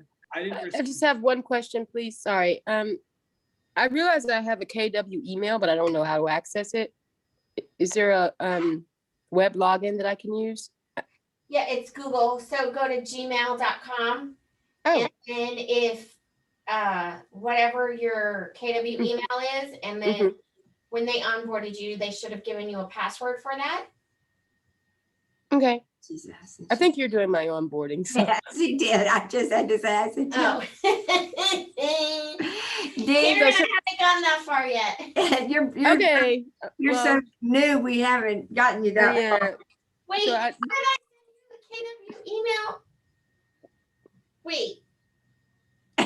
I'm so confused now because you have a KW email in one of the forms. I don't know how that happened, but I'm going to fix that because you really don't have one yet. Karen. Daniel, Okay. I see your hand raised. Yeah. Okay. It's just I didn't receive the instructor evaluation email. Oh, okay, Daniel. Yes, please. Thank you. And Sally says she didn't get the email either. Yeah, me neither, but I haven't either so far, but I'll refresh. Lynn Same for me. and Mike. Wait, you guys all should have got it. Lauren Reed says she hadn't gotten it either. Did you? I got it. Let's see.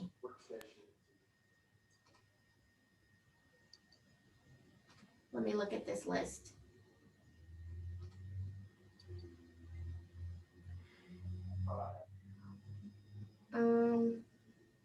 Mike, yours went to a Yahoo email. Is that what you checked? Is that right, Mike? Yours went to a Yahoo email? Well, I have an email from Jill at 1:10 that says session 2 Ignite book, but I don't see anything for a log out. It looks like most of them haven't gotten the eval form. So they're all popping up in chat. I just sent it. Let's see. Akira got it. I got it. This is Oh, Rochelle. nice And Rochelle. evaluation. Valentina got it.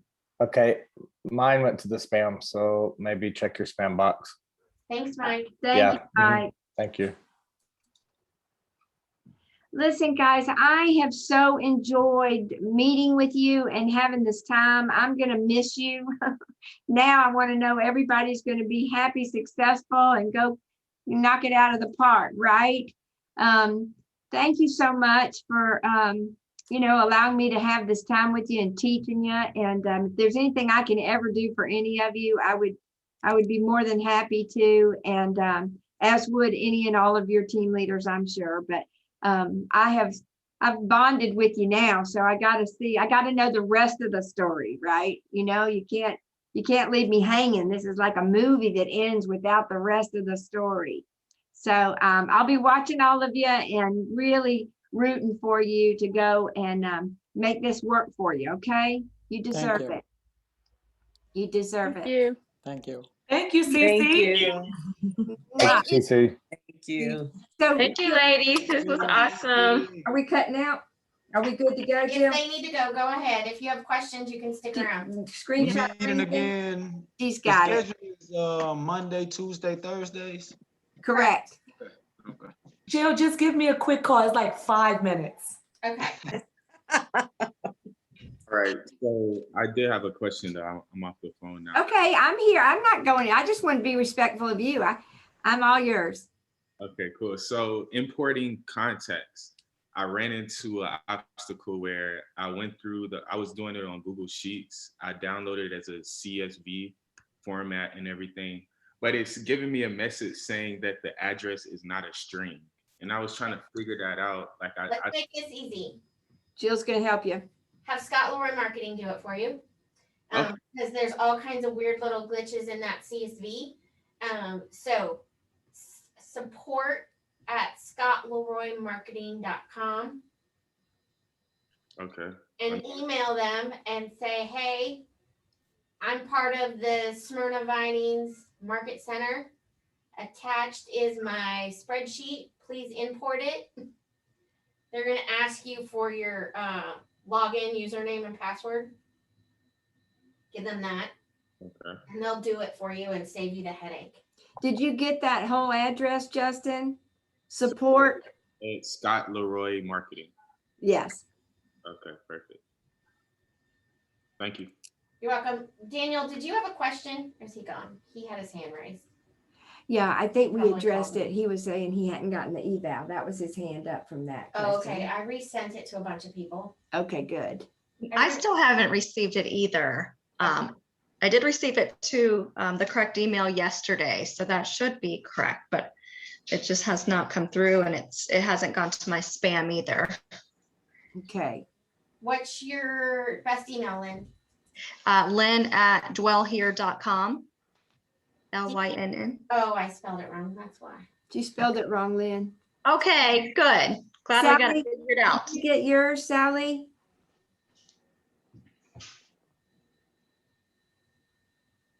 Sally D. Home. Let me forward And it. Jill, I still haven't received mine either. This is Delana. Cece, I had a question about where you were talking about like sending items of value. Uh-huh. Like say if you wanted to send like a newsletter or something, like monthly newsletter. Yeah, that's valuable. You can put a lot in a newsletter, right? You could combine several things of value, maybe community events, maybe there's another publication that we have called Real Estate This Month that you can get off of, Command and Connect. And that's a great one to put as part of your drip campaign. And so that's my question with the drip campaign. Like I've not done one before. So how does that work? Like how do we set that up? Well, It's a smart plan. it's a smart plan. However, typically a drip campaign though is consistent emails or mailings, right? As opposed to the smart plan embodies a bunch of different tasks like calling, a text, an email, or what have you. When you do really just a drip campaign, it typically would be like your newsletter going out monthly, and then maybe that real estate this month, or it might be, a community calendar of events, or, just things like that, that you're going to send out to them on a regular basis. So we still set them up on a smart plan? Is that what you're saying? You do it through the smart plan? Yes, you can. Okay, what's the name for that one? I guess. You'll make it up. I created. That's Okay. There's probably something similar in the library, because there's just an abundance of campaigns and smart plans that people have, put on the library for just sharing for everybody. So you may find something that's similar, but you could actually create one, maybe like a 12-month one that really was just items of value every month. Okay. Glenn Robin, I actually use FMLS to send drip campaigns. So pretty much, let's say if a potential buyer calls me, then what I do is just ask them for their criteria, search it up on FMLS, select the ones that may be a good fit for them, and then you could choose whether you send it. It'll be an automated email whenever things go on the market, new things, new listings, and you can send it bi-weekly, monthly, or however you want to do it. I do weekly, but you can gauge it how you want to, but it's a little bit easier for me personally that way. But it's okay. And that's that's very good, Justin. That is if you have if you have a particular client that you do know their needs, right? Then you can set up a search in the MLS, and then anytime a new property that meets your criteria shows up on the market, then the client's going to be notified of that. And that's really great to have your people that are actively looking to buy on that type of program, or people who know they're going to buy in a certain area or whatever within 6 months or whatever, because you really are tantalizing them almost with, look what just came on the market. Look what just came on the market, right? So it's great for someone who's actively looking, and it's great for someone who is, thinking about buying in the next 6 months. Okay. Thank you. You're welcome. You guys have a great one. Bye, Robin. Thank you. We appreciated you being with us. Yes, I enjoyed it so much. All of you so much. Delana, Bye-bye. you're going to be a rock star, right? Along with everybody else. Yes, you are. Yes. Justin, Bridget, Alan. Yes. Yeah. You're going to, I'm going to say, I remember them when they were just brand new. So question for you around exporting from Google, like from my phone. I just don't know. First of all, I don't know how my phone has all these contacts and how to get it out of there into command. I don't know that Jill knows the answer to that either, because typically we're not downloading, but I guess it's the same thing. It's the same process. You know how when you go to your phone service provider and how they download so that they can, back it up or do whatever they need to, putting it on a new phone. So there's obviously, look at Justin, he says use Pi Sync. Yeah. Man, I just tried it, so I still have to go through it and complete it. I had to update my password. I forgot it. But you can update contacts off of your phone, update contacts off of like Google, things like that as well. So it's really But if I do Pi Sync, that will pull everything off my phone. And then can I clean it up in Command once it's there? Okay. Thank you. Thank you, Justin. Thank you, Jill. We're learning too, so anything, anything, try to blend. Need a babysitter, let me know. Okay. I had a question. So out there. in the Kelly app, if we use the Kelly app, it has a QR code. So with that QR code, am I able to gain contacts that way rather than me having them type in all their information? Can they just scan my QR code and I get it? And that's in the Kelly app. They used to could. I'm not sure if they still can, Alan. The Kelly app was introduced a couple of years before we moved so fully into the consumer app and the Command and all of that. But used to, yes, we could bump each other, right? And you could get their contact information. KW to KW. Yeah. It was KW agent to KW agent that QR code worked for. So if I scan your QR code, your info will go into my Command, and if you scan mine, but it only works with KW agents. Okay, all right, perfect. Because I was doing it with one of my buddies and it just didn't work, and I was just like, I don't know. So I don't know. What you can do, let me think about. I don't know how to create a QR code, but what I have done is I've created a landing page that is super basic, and I saved it on my phone. Where is it? So I don't know if you can see. Do you see that one in the middle? It says sign in. yeah, the one that's in the middle of the sheets. Yeah, it's right here. Oh, yeah. I can show it, point it to you. I bet you can. It says sign in. No.